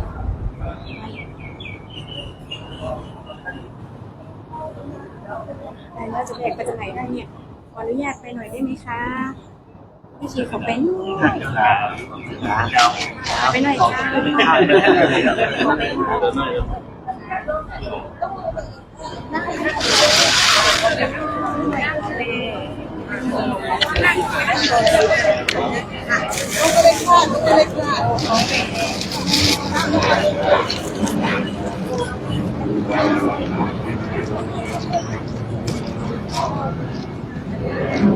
ไม่ชีโยมขอรองเท้าหน่อย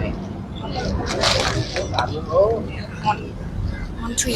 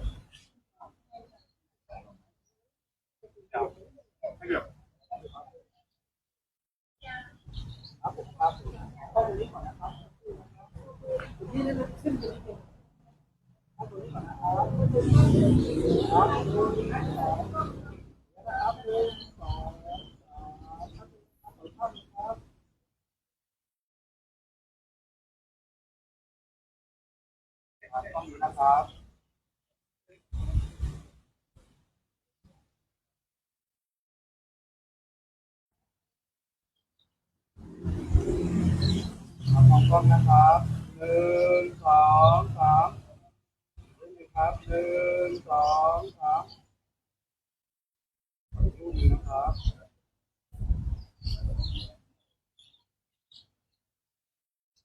ครับมองกล้องนะครับหนึ่งสองสาม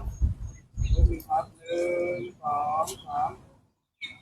ขอบคุณครับ